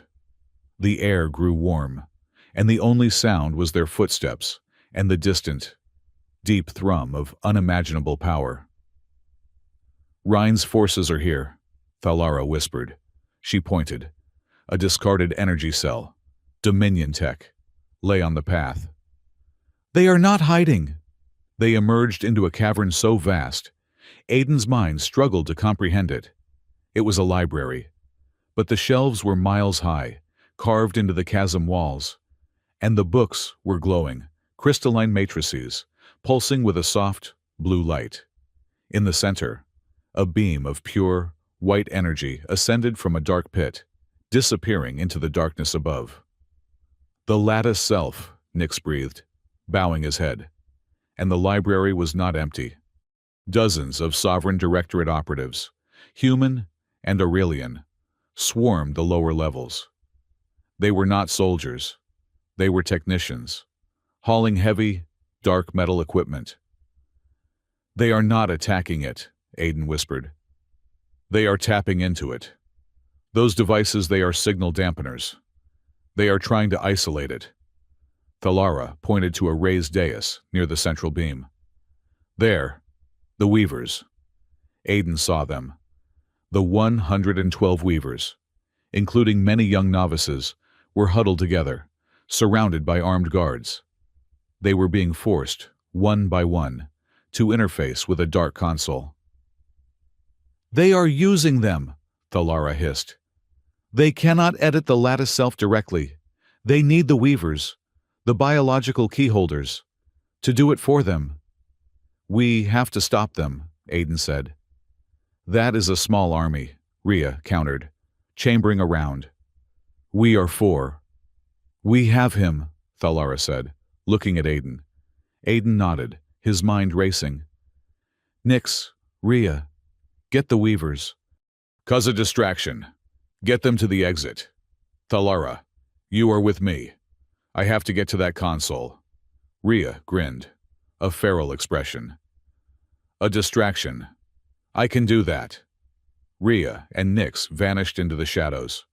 A moment later, an explosion rocked the far side of the cavern. A power conduit, expertly shot by Rhea, erupted in a shower of sparks. The guards shouted, their attention diverted. Now, Thalara said. They moved, a 2-person storm. Thalara was first. She was a blur of black, disarming 2 guards before they even saw her. Aiden was right behind her. His only goal was the console. A technician, a human in a directorate uniform, saw him. He raised his sidearm. Aiden did not even slow down. Illegal, he thought, pushing the command through the bond mark.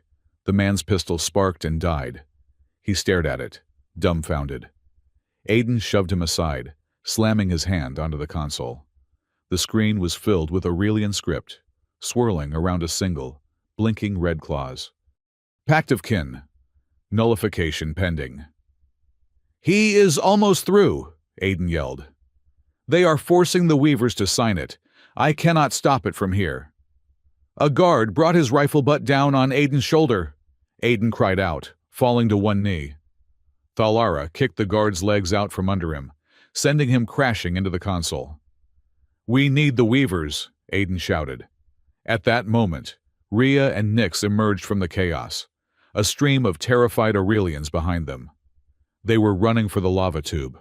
One of them, a young girl, no older than 16, with wide, terrified eyes, stumbled and fell. Sarah, Nyx shouted. A directorate guard, one of Rhine's elite, raised his rifle to shoot her. Aiden saw it. He could not stop the weapon. He was too far away. He was unarmed. He did the only thing he could. He ran, putting his own body between the guard and the girl. He skidded to a halt, grabbing her, pulling her behind him as he faced the soldier. The guard hesitated, his rifle leveled at the human accord-bearer.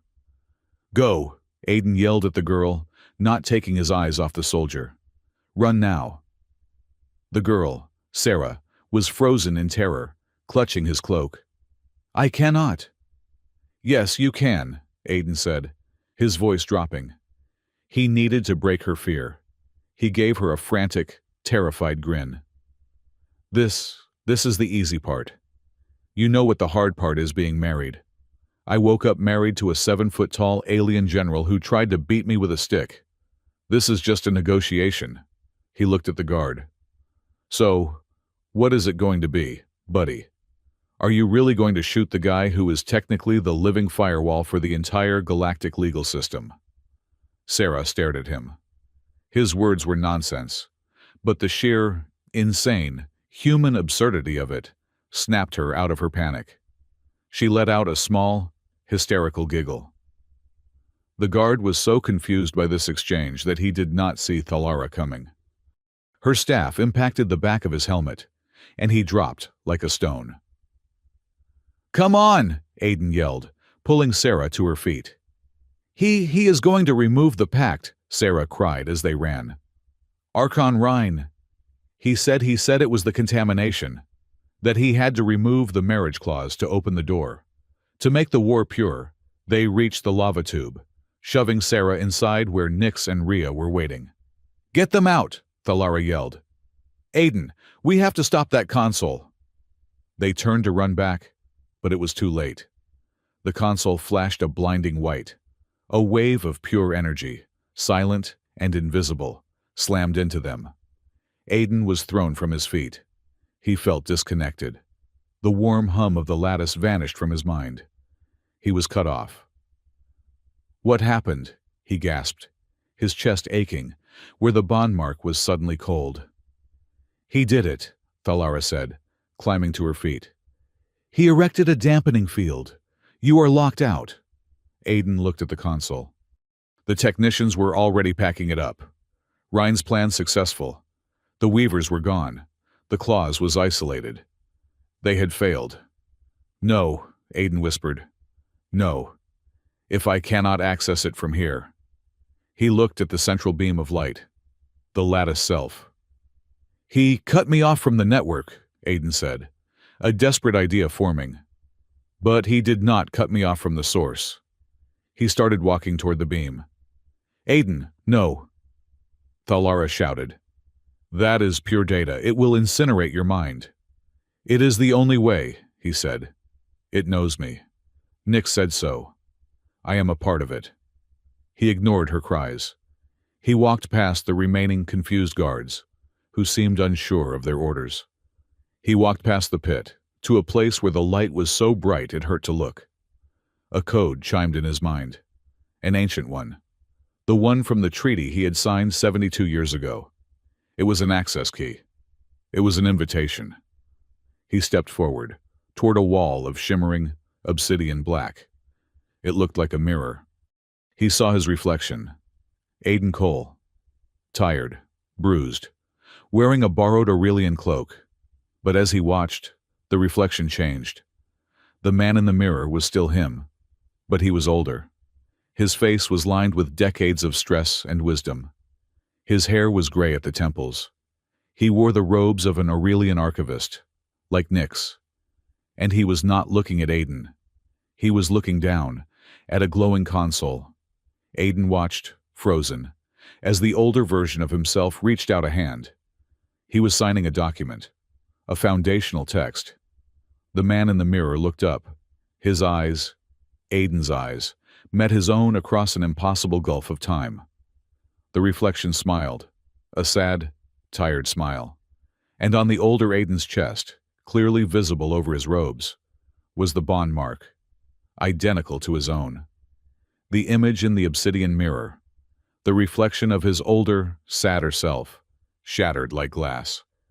It was not the mirror that broke, but the connection.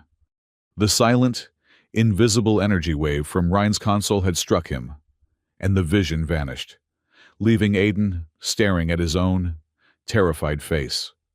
The bond mark on his chest was cold, the vibrant, humming link to the Accord's lattice. The feeling of a galaxy of laws at his fingertips was gone. He was just a man in a cave.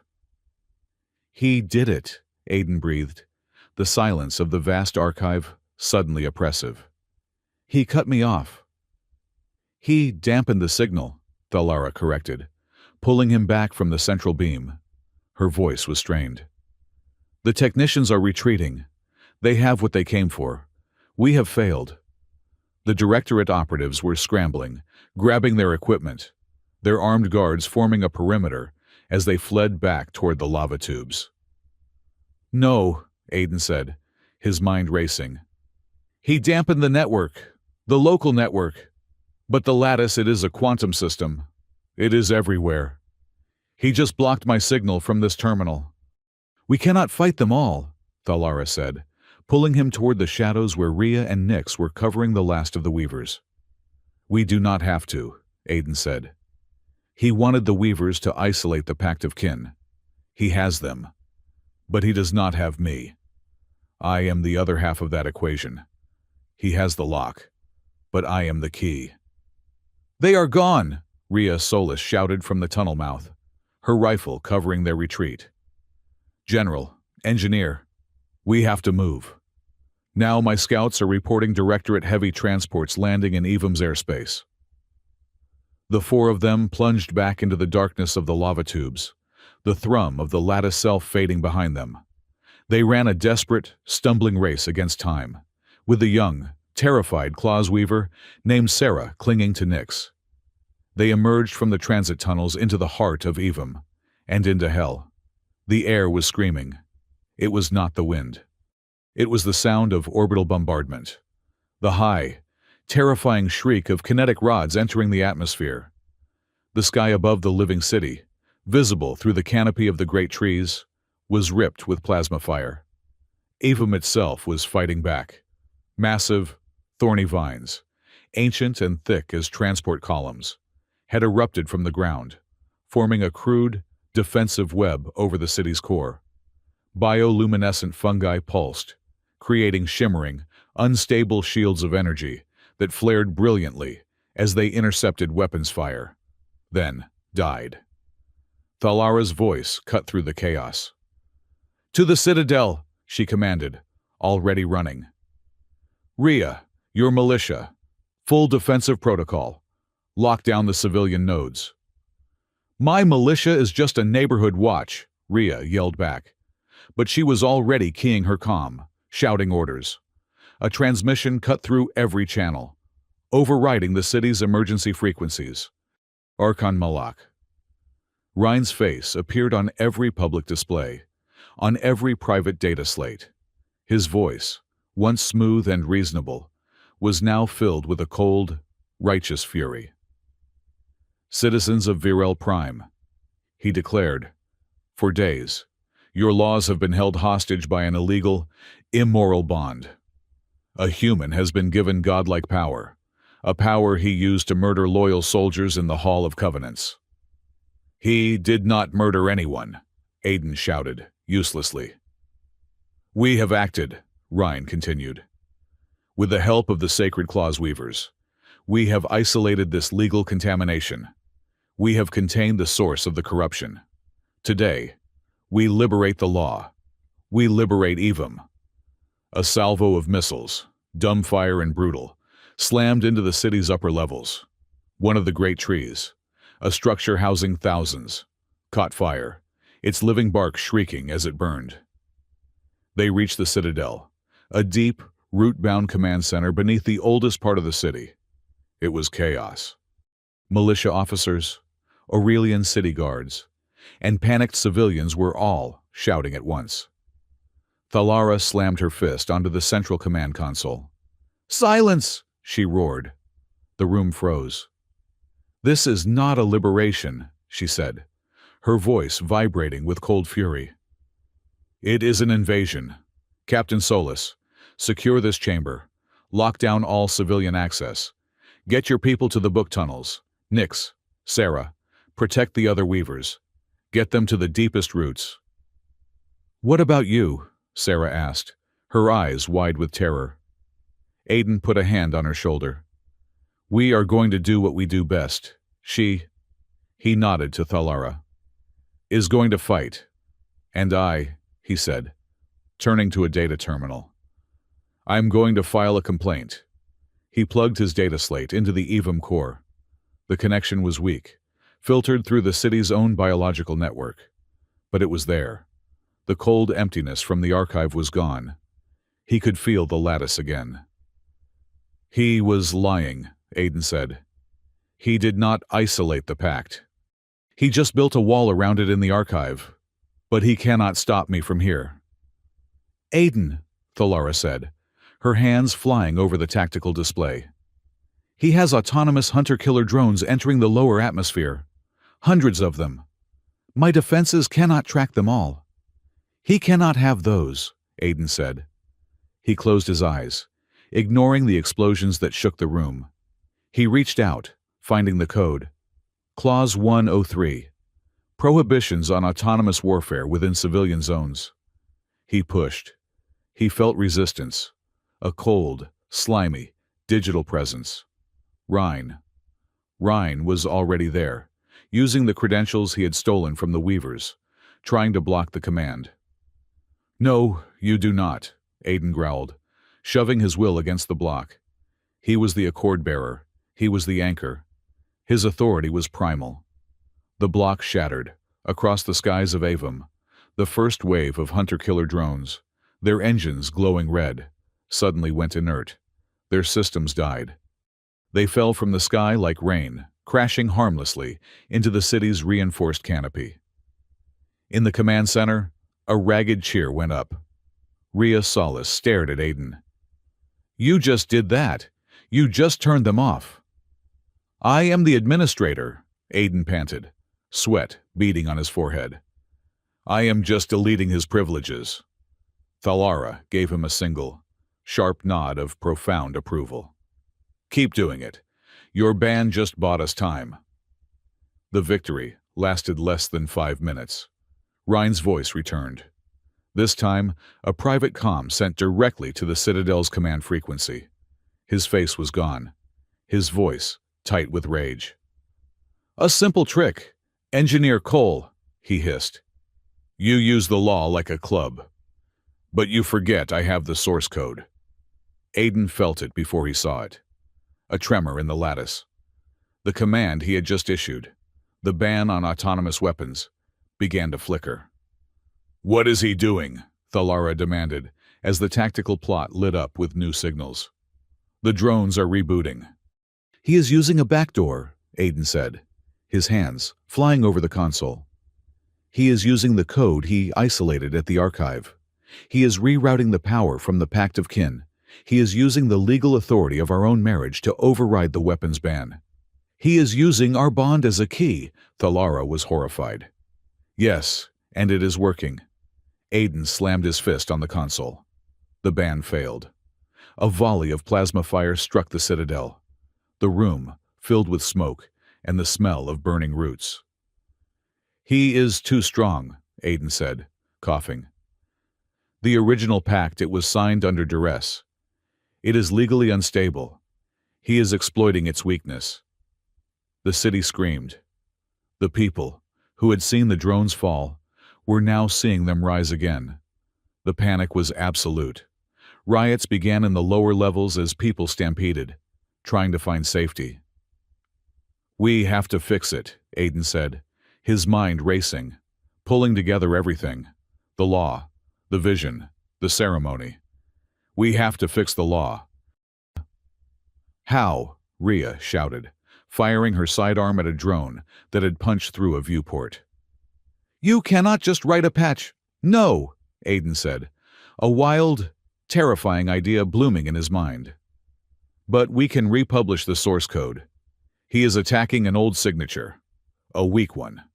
We have to give the lattice a new one, a stronger one.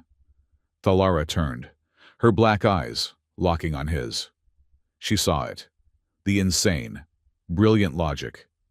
A new bonding ceremony. What? Rhea yelled, disbelieving. The Pact of Kin, Aiden explained, grabbing Thalara's arm. It requires public presentation. We gave them one, at the hall, but it was under guard. It was a ratification, not a creation. The intent was weak. It was a political move. So we create a new intent, Thalara finished, her voice grim.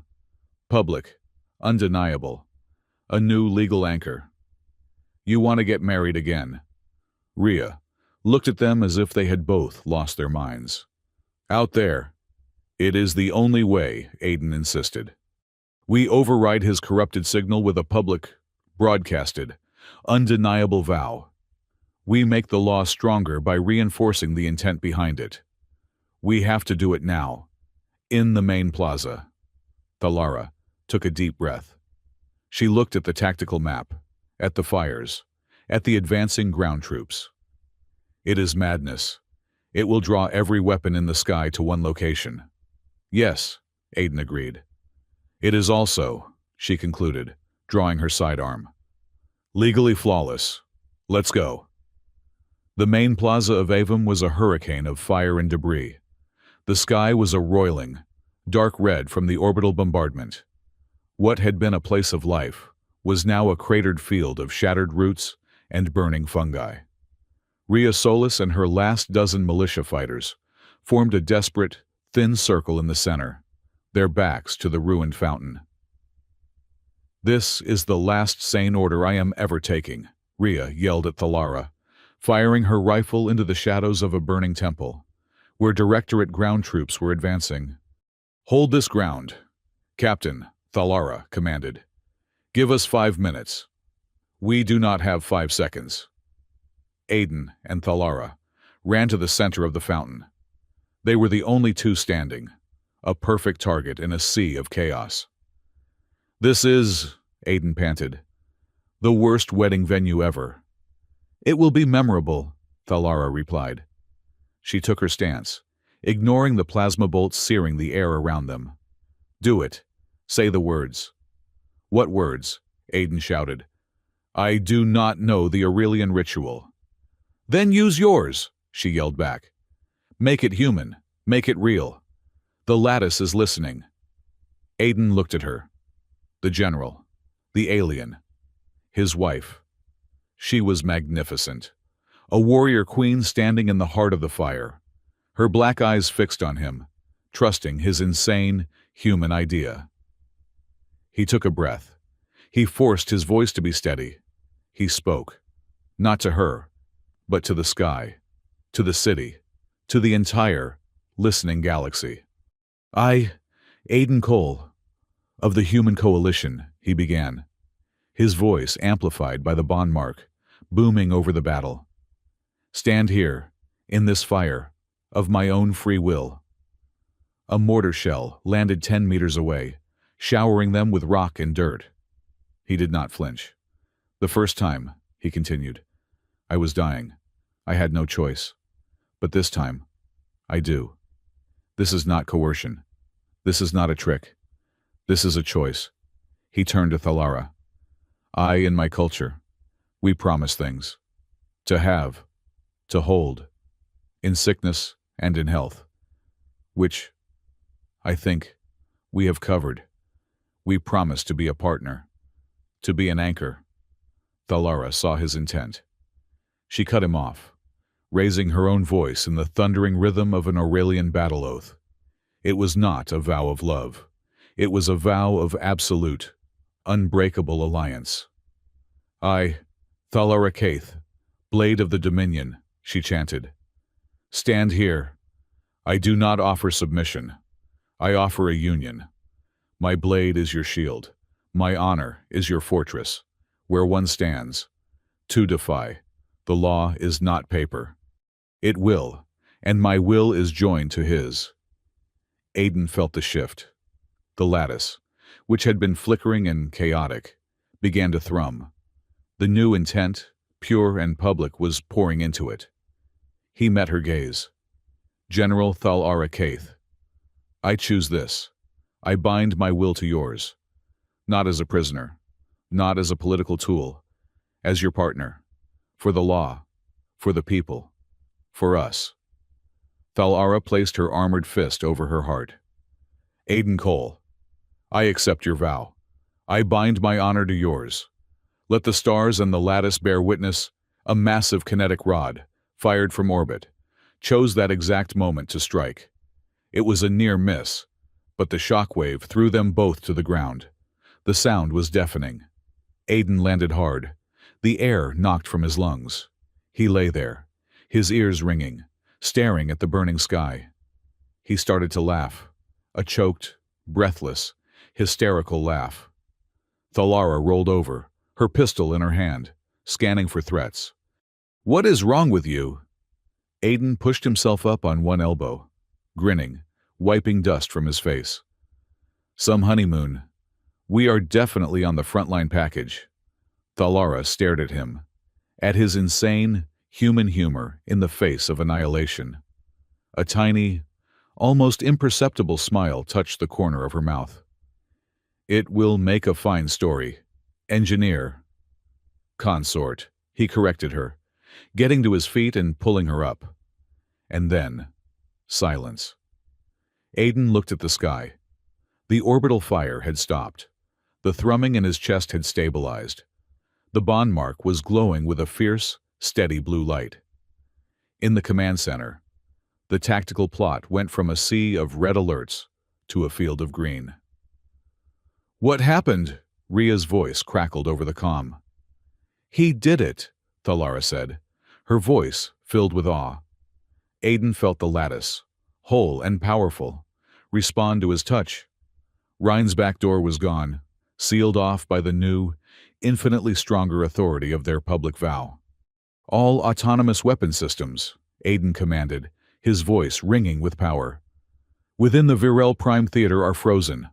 All remote kill orders are illegal. The drones fell from the sky. For good this time. The orbital cannons went silent. The Directorate's automated army was completely, and finally, shut down.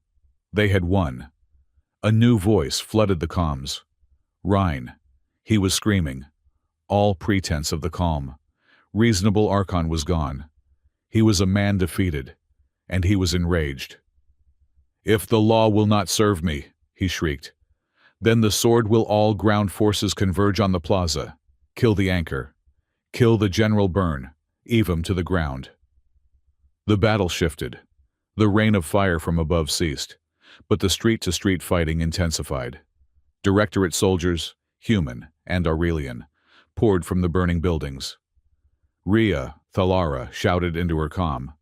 "Status." "I am hit." Rhea's voice was tight with pain. "My leg, it is bad. We are falling back to the scriptorium." "Aiden," Thalara said, drawing her ceremonial blade, its edge humming. "Your move shut down his big guns, but his soldiers are still here, and they are desperate." "Then we fight," Aiden said, picking up a fallen militia rifle. It felt heavy and wrong in his hands. "You are the anchor," she argued. "You must be protected." "The anchor is tired of hiding," Aiden said. "You protect my back. I will try not to shoot you." They fought, back to back, a precise, lethal warrior and a clumsy, determined engineer. He was not a soldier, but he was a fast learner. He used his lattice connection, no longer as a weapon, but as a tactical tool.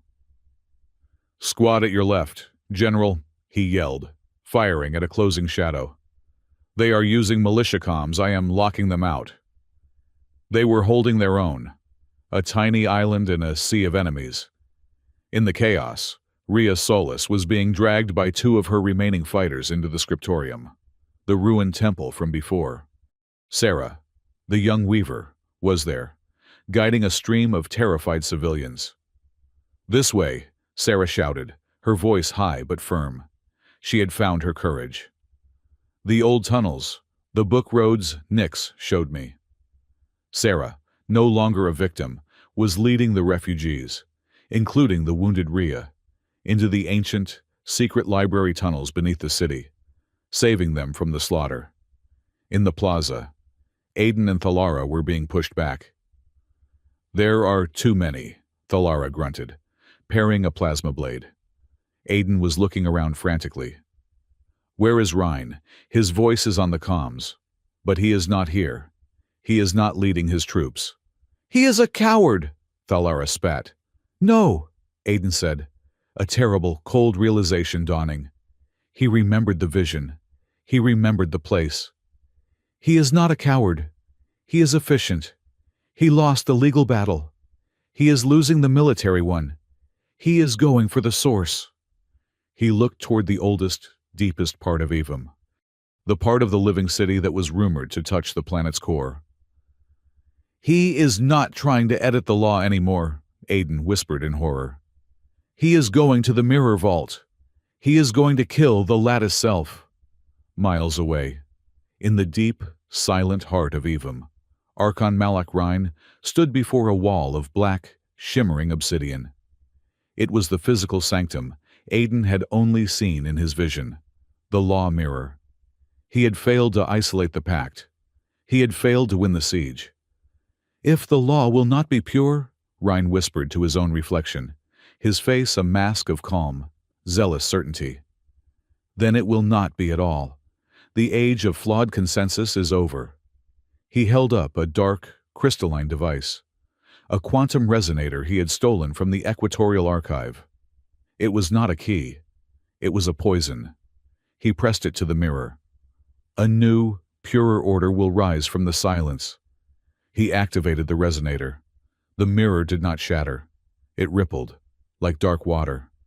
And from its depths, a new, terrible, and final truth began to swim toward the surface. The realization struck Aiden with the force of a physical blow, colder and sharper than the plasma fire singing the air around them.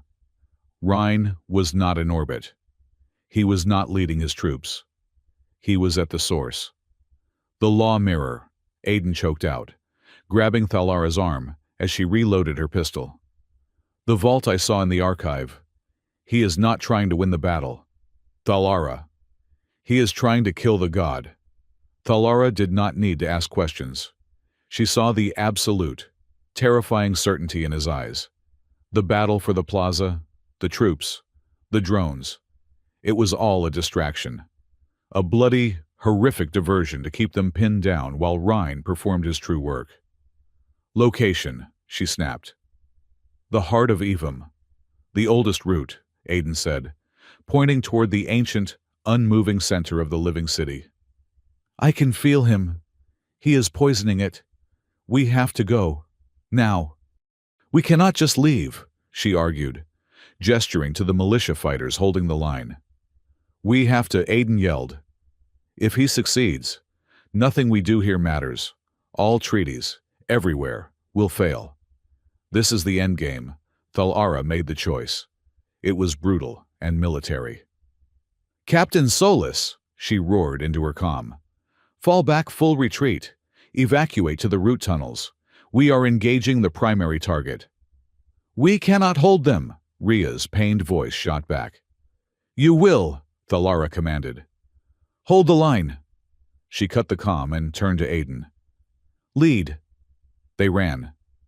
They left the sounds of the plaza battle behind them, plunging into the winding, ancient corridors of the city's core. The path was not logical. It was not built for human, or even Aurelian, footsteps. It was a maze of throbbing roots and glowing fungi, a biological circuit board. Aiden navigated by instinct, following the cold, sick feeling in his mind. It was a disturbance in the force that was the lattice, a jagged spike of static where there should have been harmony. They burst into a clearing, a geode-like cavern deep beneath the planet's surface. The air was still. The only light came from the walls themselves, which were lined with a smooth, reflective obsidian, the law mirror. Archon Malik Rhine stood in the center of the chamber, his back to them. He was calm, his hands clasped behind him. He was not looking at his own reflection. He was looking through it. In his hand, he held the dark, crystalline device from the archive, the quantum resonator. He had it pressed against the mirror's surface, and the obsidian was rippling, not with light, but with an oily darkness. The poison was at work. You are too late, Anchor, Rhine said, his voice quiet, echoing in the vault.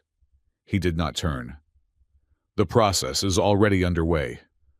Stop it! Rhine! Aiden shouted, raising the rifle. Stop it! Rhine turned slowly, his face a mask of serene satisfaction. I am liberating it. And you. As he spoke, the mirror behind him flared. The dark ripples coalesced. The vision Aiden had seen before his older self returned. But he was not alone. The mirror became a window, a cascade of shifting timelines. Aiden saw himself, or versions of himself, scattered across history. He saw a man in a coalition science uniform, his face younger, eagerly signing the first human Aurelian linguistic treaty.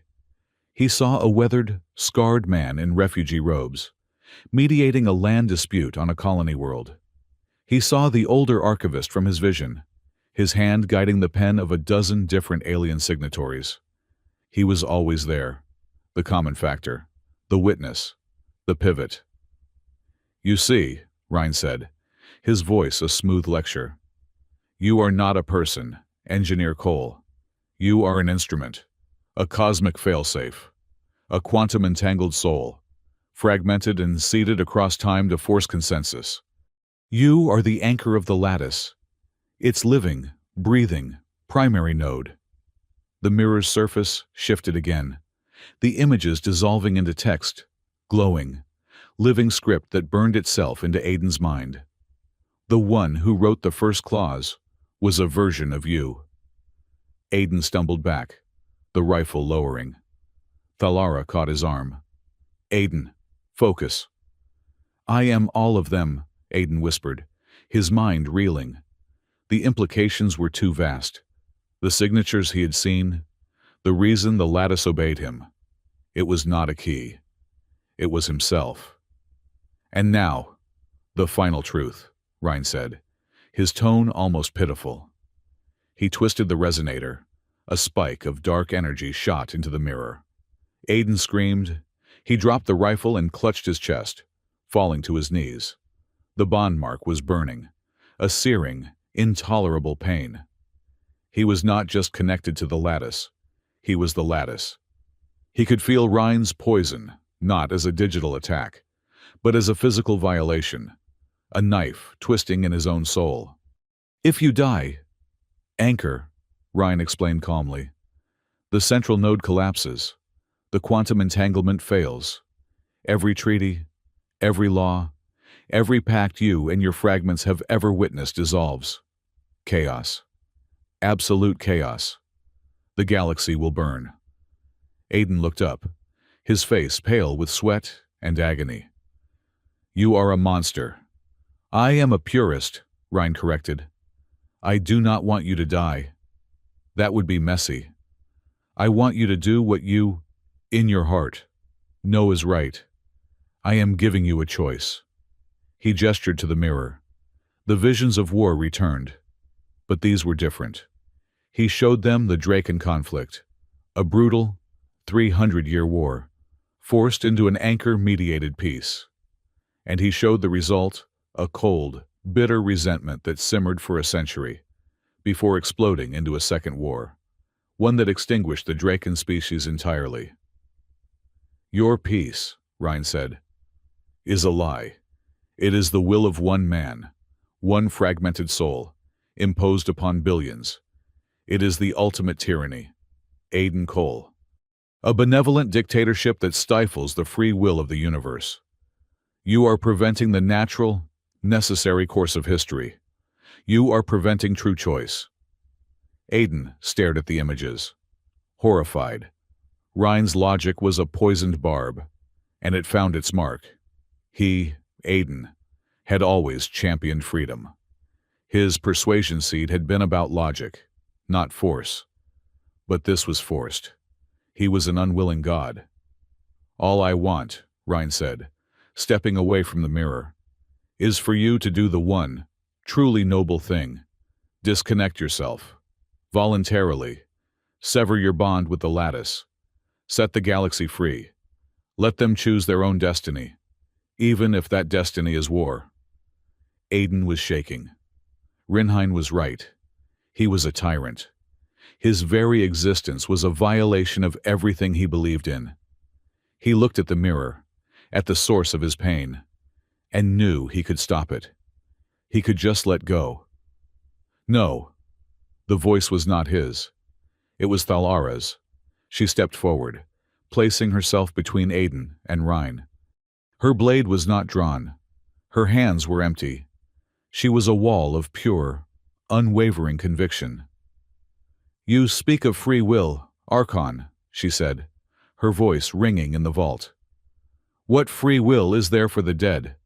What choice did you offer the 60 million civilians on Viral Prime, or the hybrid children in the Spindle Ring? A necessary sacrifice for a purer future, Ryan snapped. There is no pure future, Thalara retorted. There is only a future. You offer the freedom of the void, the right to annihilate.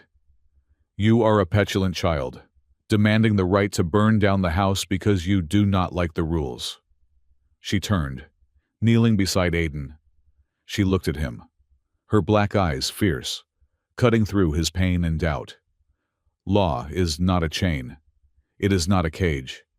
It is the wall that holds back the fire, so that within that wall, free will has air to breathe. It preserves life so that choice can exist. Do not let his twisted logic poison you. You are not a tyrant. You are a protector. Aiden looked at her, at the absolute certainty on her face. She was right. The system was flawed, but the alternative, Ryan's pure chaos, was oblivion. He pushed himself to his feet, leaning on her for support. The pain was still immense, but his mind was clear. He was an engineer. "You are right about one thing, Ryan," Aiden said, his voice ragged. "The system is flawed. It is too centralized. A single point of failure." He nodded at himself. "Me." Ryan's face lit up. "Exactly. So you see, disconnect." "But the answer," Aiden cut him off, "is not to destroy the system. It is to upgrade it." Ryan's smile vanished. "What?" Aiden turned, ignoring Ryan, and faced the roaring, painful light of the law mirror. He faced the lattice self. "I am the anchor," he declared, his voice gaining strength. "I am the administrator, and I am issuing a new command." He raised his hand. "I am changing the terms of my contract. I am decentralizing the anchor. I am fragmenting my authority. No more a single point of failure. Not one hand. 1,000 hands." Thalara stared at him, breathing the words. "The 1,000 hands consensus." "I will," Aiden projected, shouting at the mirror. "Share the burden of the anchor. I will link the lattice not just to my soul, but to a new network, a consensus of citizens, volunteers, 1,000, no, 10,000 points of light across the galaxy, whose collective, compassionate will can validate the law. You will not answer me anymore. You will answer us." Ryan was horrified. This was the antithesis of his philosophy. This was not purity. This was more contamination. This was the ultimate, messy, democratic mob. "No," Ryan screamed, raising the resonator. "You cannot. I will unmake it all." He lunged, but he was not a warrior. Thalara moved, not to kill, but to intercept.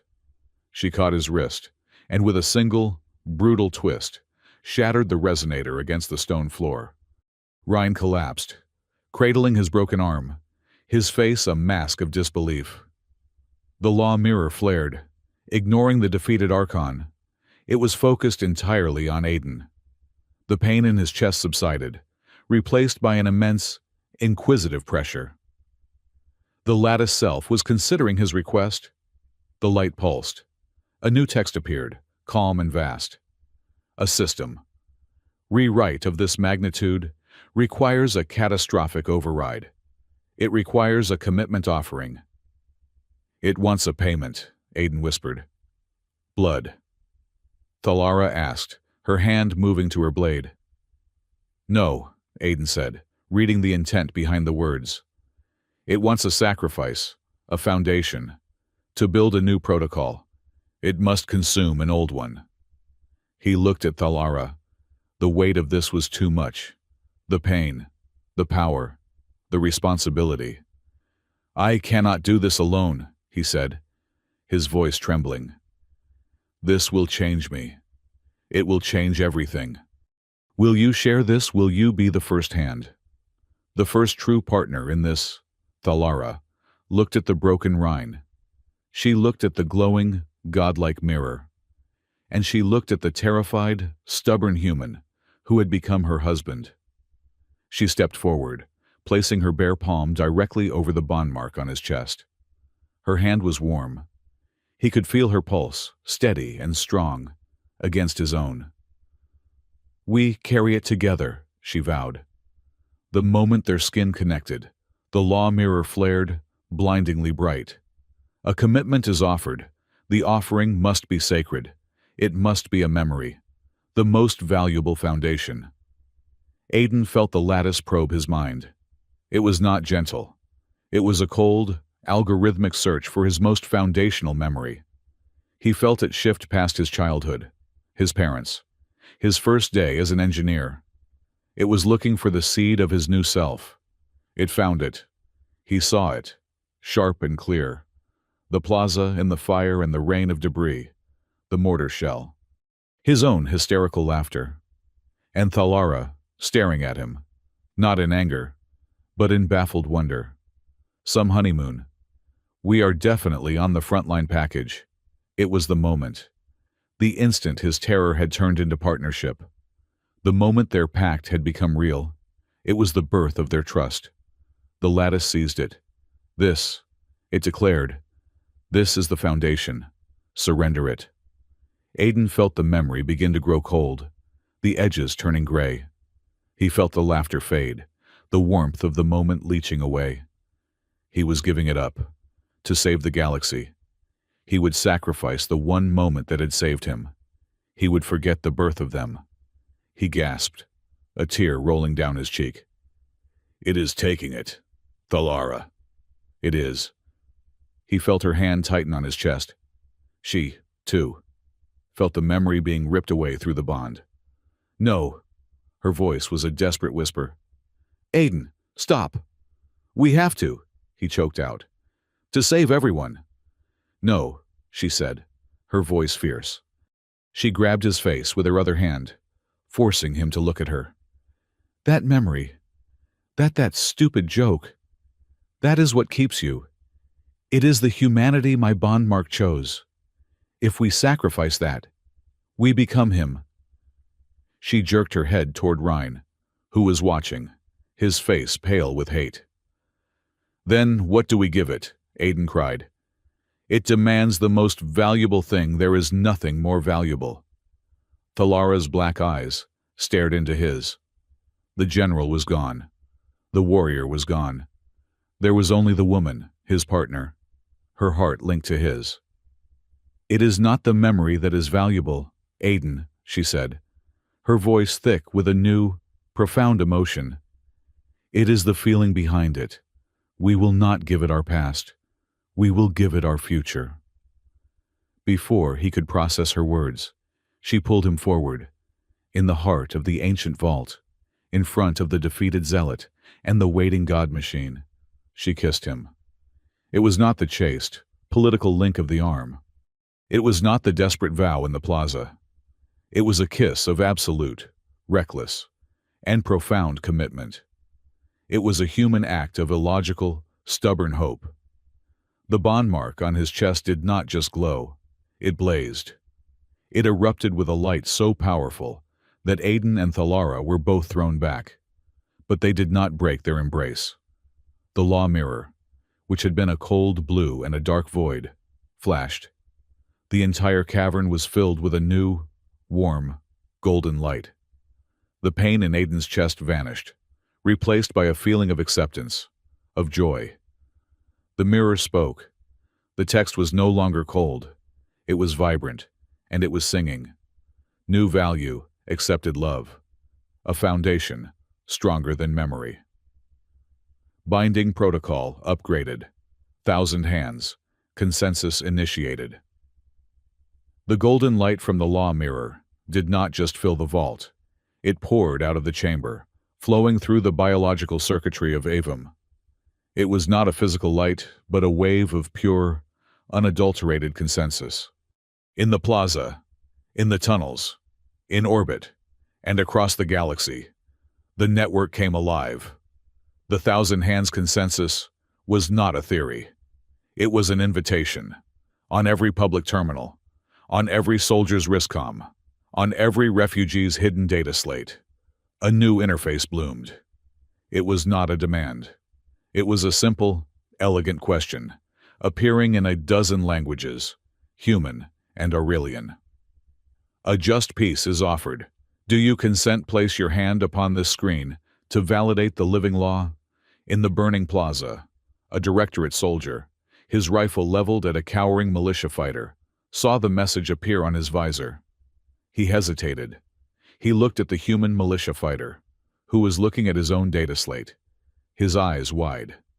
Slowly, the directorate soldier lowered his rifle and pressed his armored gauntlet to the screen of his wristcom. A single, golden point of light joined a vast, invisible network. In the root tunnels, Sarah, the young claws weaver, was guiding a group of hybrid children. The message appeared on a glowing fungal wall. She looked at the children, then placed her small hand on the wall. The children, one by one, placed their hands beside hers. More points of light, In orbit, on the bridge of the Aurelian flagship, the new admiral who had replaced Vorlag saw the alert. He looked at his human counterpart on the main view screen. The human commander simply nodded and placed his hand on his console. The admiral did the same. Across the planet, across the sector, millions of hands, human and Aurelian, military and civilian, touched their screens. Each one became a tiny, distributed anchor for the law. The burden that had rested on Aiden Cole's soul was lifted and shared, becoming not a burden at all, but a web of light. The effect was instantaneous. The ground-based automated turrets, which Rhine's forces were using to massacre the retreating militia, suddenly powered down. Their targeting systems went dead. The kill order from Rhine, now defined by 1,000,000 voices, as fundamentally illegal. The smart rifles in the hands of the most zealous Directorate troops simply ceased to fire, their internal safeties locking down, overruled by a higher authority.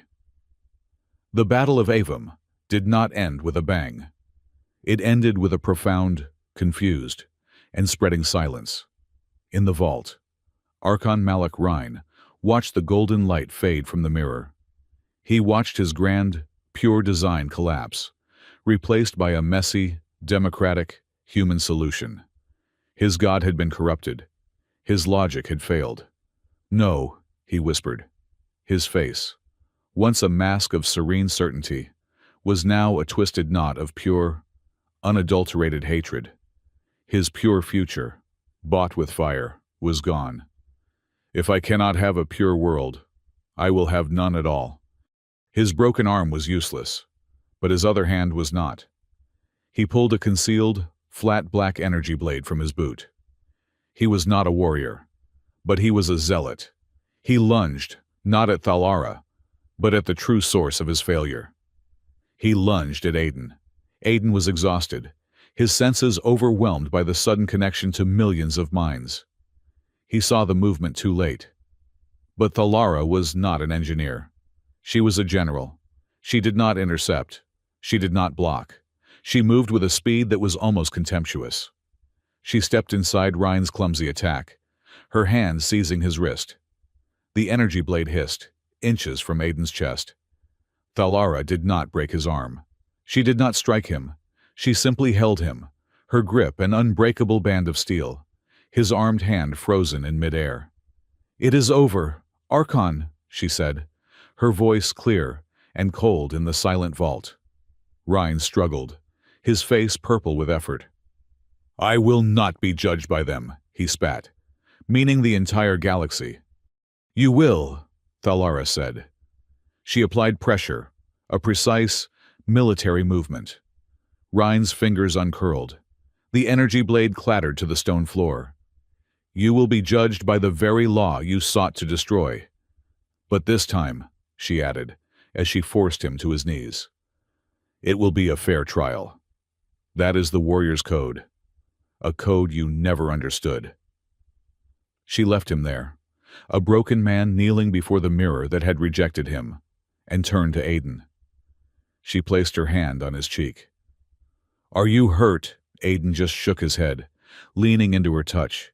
He felt light. "It is quiet," he whispered. "The burden. It is gone. It is shared." They emerged from the vault, into the battle-scarred, smoking city. The sun was just beginning to touch the horizon, casting long, bloody shadows through the haze. The fighting had stopped. In the main plaza, Directorate soldiers and planetary militia were standing in two wary, confused groups. Their weapons were useless. They were just men and women in armor, standing in the ruins. From the dark, gaping mouths of the root tunnels, the civilians began to emerge. They were led by Sarah and a limping, furious-looking Captain Rhea Solis, who was using a rifle as a crutch. Her leg was wrapped in a crude, bloody bandage. The two groups, civilian and military, met in the center of the ruined plaza. The tension was a physical thing, a spark waiting for a new fuse. The war was over, but the peace had not yet begun. Aiden and Thalara walked into the center of that silence, standing on the ruined fountain where they had made their vow. Every eye turned to them. The symbol, the cause, the solution. Aiden looked at the sea of faces, human and Aurelian, soldier and civilian. They were terrified, angry, and exhausted. They needed a target, or they needed a leader. He took a breath. He was an engineer, not an orator. He was also, he realized, incredibly tired of being shot at. He keyed the citywide comm, his voice broadcasting over the plaza. "Well," he said, his voice echoing over the ruins. He gestured to Thalara, who stood beside him, a pillar of strength. "The good news is, the wedding was a complete success. The ceremony," he winced, "was a bit explosive, but the vows stuck." He looked out at the armed, silent crowd. He continued, his voice projecting a strange, human calm. "Want to make this official. We are, by all accounts, legally, and now very publicly, married. If anyone here has any objections to this union, you are kindly asked to hold your peace for—" He paused, glancing at the burning sky, then back at the crowd. He gave them a small, exhausted grin. "Well, at least until the next life. This one has been busy." There was a long, profound silence. Then, from the militia ranks, a human soldier, his face caked in soot, let out a single, sharp bark of laughter. An Aurelian warrior, his armor scorched, looked at the human, then at Aiden, and an answering, deep rumble of amusement sounded in his chest. The tension did not just break, it shattered. Laughter, weary and hysterical, rippled through the plaza. It was the sound of a fever breaking, the collective, absurd release of a nightmare that was finally over. Into that moment of fragile relief, Sarah, the young claws weaver, stepped forward. She was no longer the terrified girl from the tunnel. She was composed, her eyes clear. She walked to one of the few intact public terminals, followed by Nyx and the other weavers. She placed her hand on the screen, and the golden light of the new consensus flared to life. "It is different," she said, her voice broadcast with Aiden's. "It is not a cold code anymore. It is warm. It is listening. And it is ready." She looked back, not at Aiden, but at the crowd of refugees, at the hybrid children huddling behind her. "The old law," she said, her voice gaining a strength that belied her age, "was about punishment, about borders, about war. The new law, our law, must be about healing." She turned back to the terminal, her small hand glowing. "I am weaving a new clause, an addition. By the authority of the Thousand Hands Consensus, I propose the nurturing clause." She did not need to type.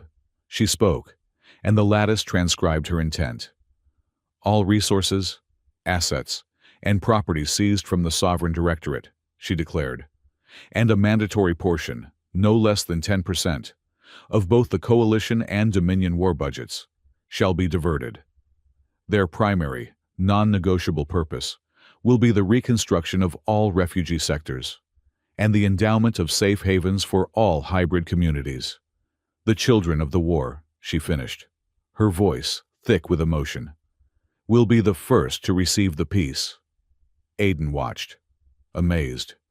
The terminal flared, and the message, "Accepted," flashed across the screen. It had not gone to a committee. It had not gone to a vote. It had been ratified instantly by the millions of minds now linked to the network. A wave of compassionate consensus. Rhea Solis, leaning on her crutch, spat on the ground. "Well," she barked. "You heard the law." She limped forward, leveling a finger at a stunned Directorate commander. Your troops are now war criminals, which means you are on parole. You want to earn your way back your medical supplies. Where are they? We were wounded in those tunnels." The commander, his authority gone, just pointed numbly. "Good," Rhea snapped. She turned to an Aurelian squad leader. You are big. You have heavy lift capability. I need a triage center set up in the main temple. And I need that rubble cleared. Now. She began shouting, organizing, and connecting. She formed mixed-species medical teams. She put former enemies on debris-clearing details. It was messy. It was loud. It was chaotic. And it was pure, undiluted humanity, fixing what was broken. Aiden watched as a human medic and an Aurelian soldier, who had been trying to kill each other an hour before, worked together to set a splint on a civilian's leg. Aiden felt a hand on his arm. Thalara was watching the scene, her face unreadable. "You did not sacrifice your memory," she said. It was not a question. "No," Aiden said quietly. "I could not. You would not let me." He looked at the bustling, recovering plaza. "It did not need my past. It just needed a new idea. I am not the anchor anymore. Not the only one." He met her gaze. "I think the power was never mine. I was just the guardian, the key holder. Now," he smiled, "we have given out the keys. We are all key holders." Thalara nodded, a slow, profound understanding dawning. "This cannot be a mystery ever again. This power, this consensus. It must be taught. It must be transparent." She looked at Sarah, who was now confidently directing the other weavers, showing them how to interact with the new, living law. "We cannot rely on one man or one accident to save us." Aiden knew what she was going to say before she said it. It was the only logical, human, and Aurelian next step. Later that day, as a fragile peace settled over the city, they broadcast their first joint, peacetime message to the galaxy. They stood side by side, the ruins of Evum behind them, and the clear, blue sky of a new day above. They announced the capture of Archon Malak Rhine and the systemic dismantling of the Sovereign Directorate, its assets seized under Sarah's new law.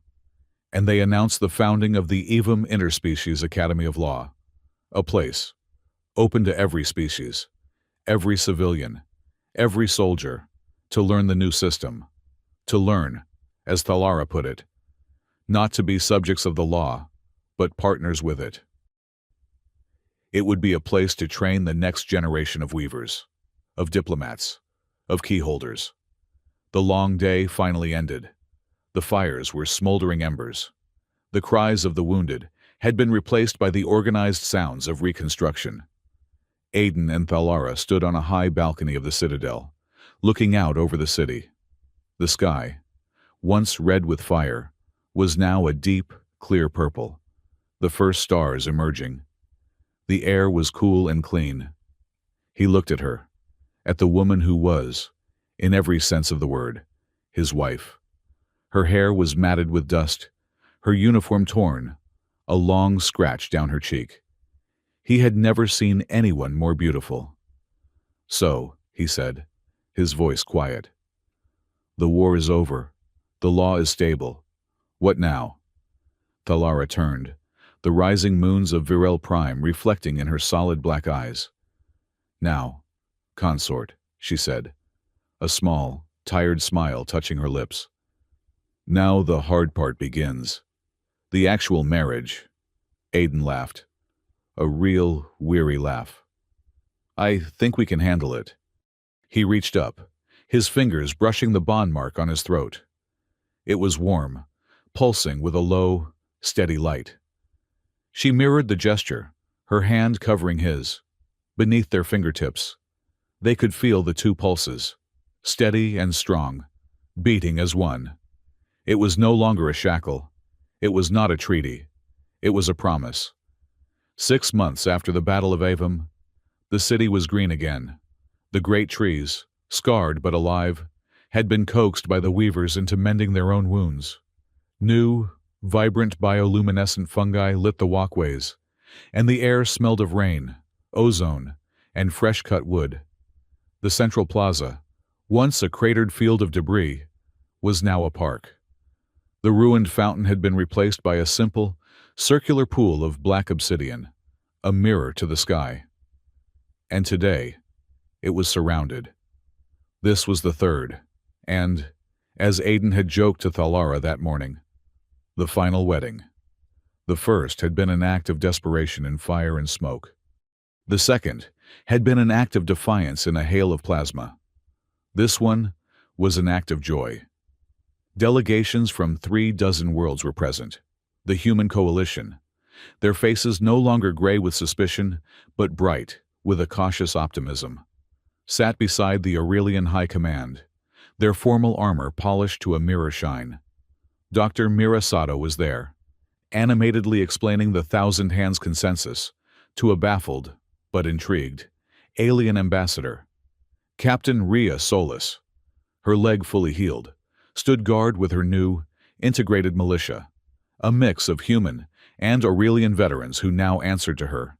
In the front row, seated on benches woven from living vines, were the hybrid children from the Spindle Ring, all wearing new, clean clothes. Beside them sat Archivist Nyx and the assembled Claws Weavers, led by Sarah. Aiden and Thalara stood at the edge of the obsidian pool. He wore a formal human diplomatic suit, dark blue, impeccably tailored. She wore the Aurelian equivalent, robes of silver white that seemed spun from moonlight.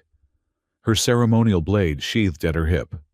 The new, permanent treaty, binding the two powers in a lasting alliance, had already been signed. This was for them. Aiden looked at the crowd, then at Thalara. She gave him a single, almost imperceptible nod. "You have the floor, engineer." He cleared his throat, his voice carrying in the quiet plaza.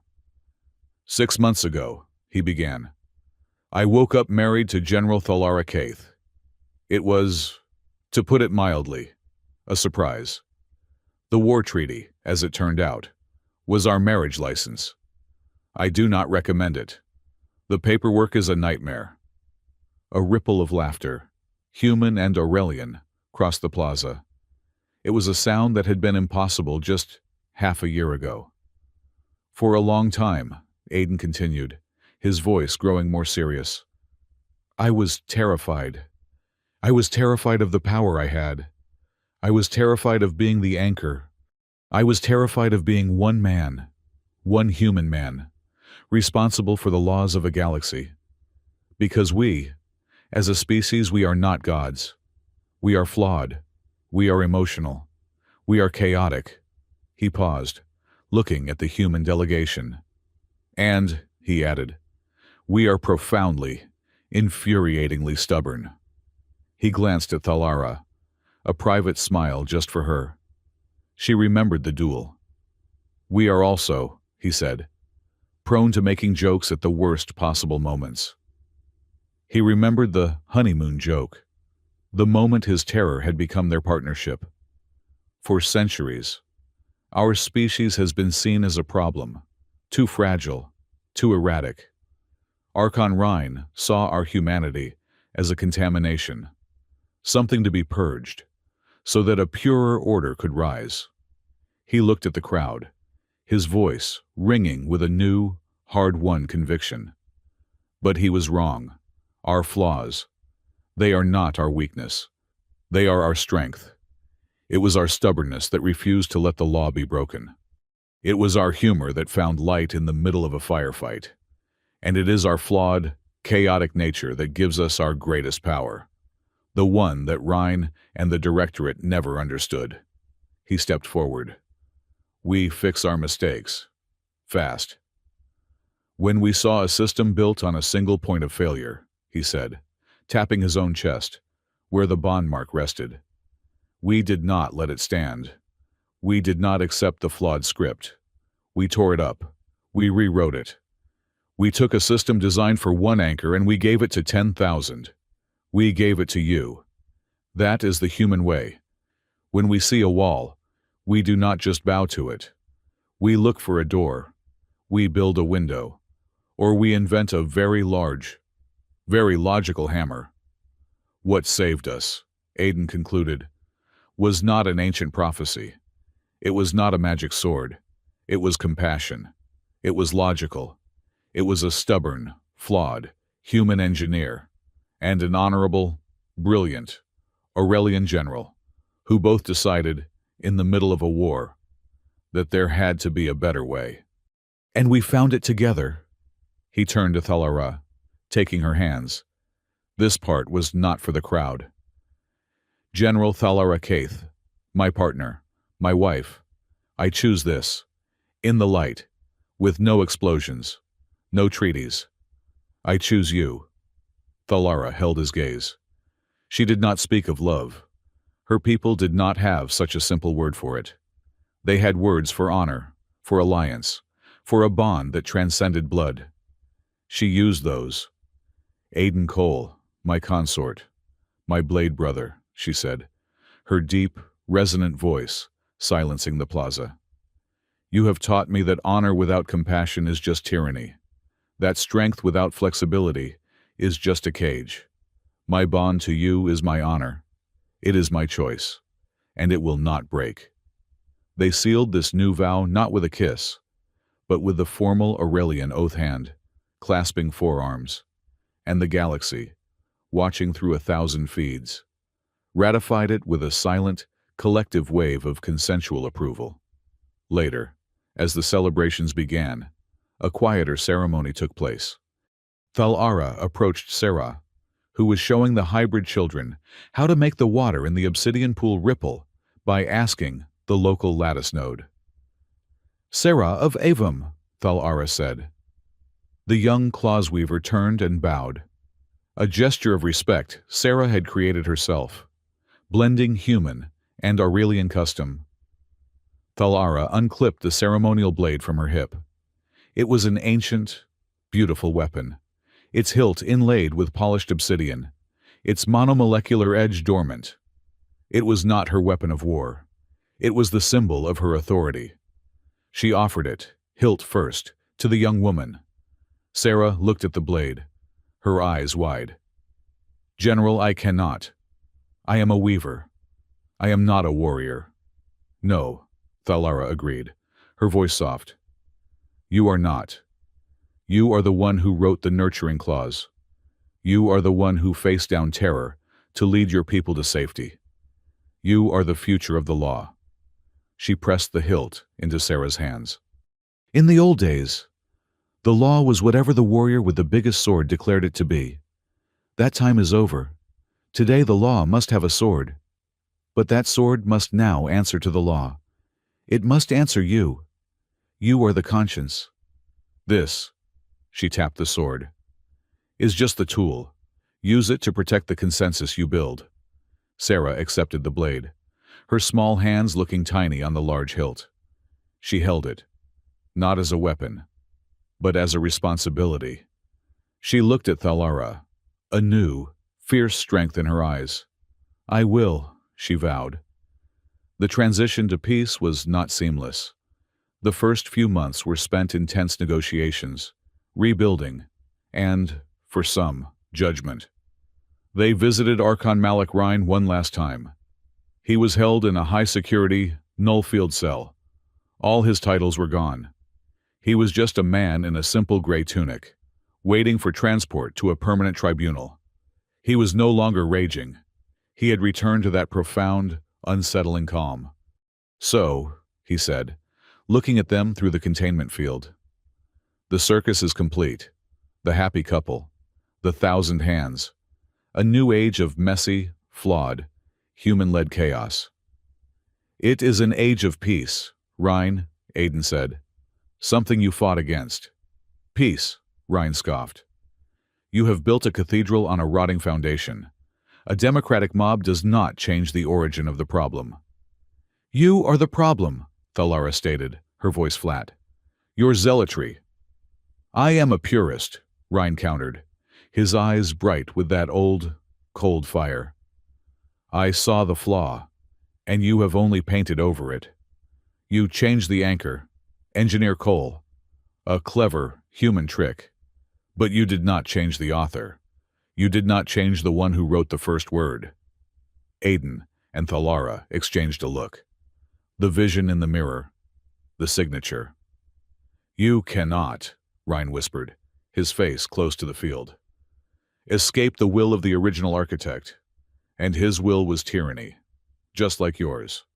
You have simply," he smiled, "made it more popular. It will not last." The guards came then, and led him away. But his final, cryptic smile, his absolute certainty, stayed with them. That night, they could not rest.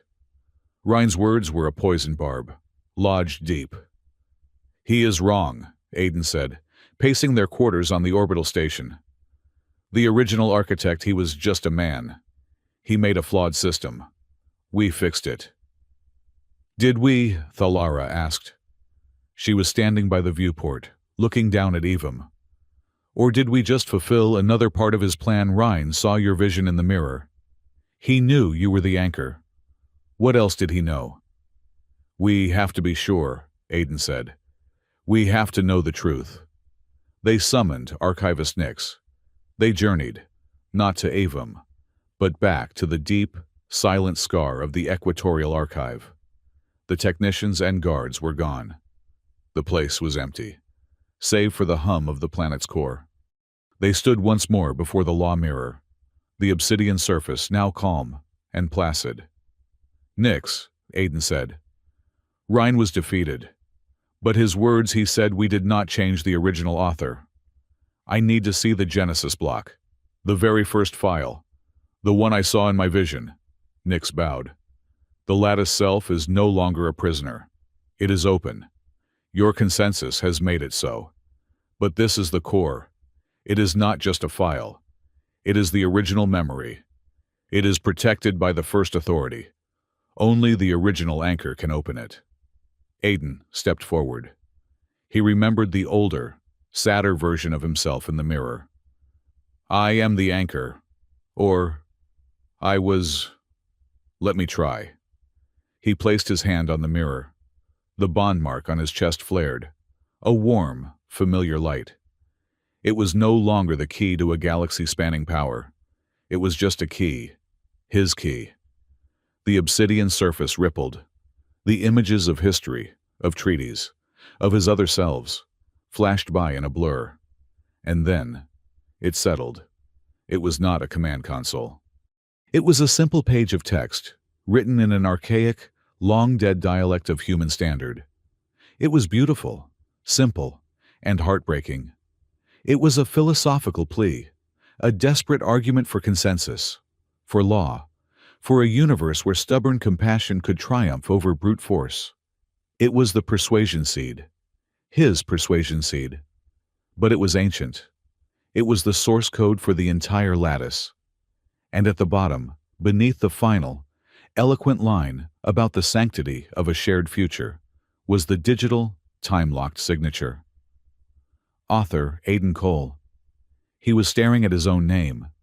Aiden fell back, his legs buckling. Thalara caught him.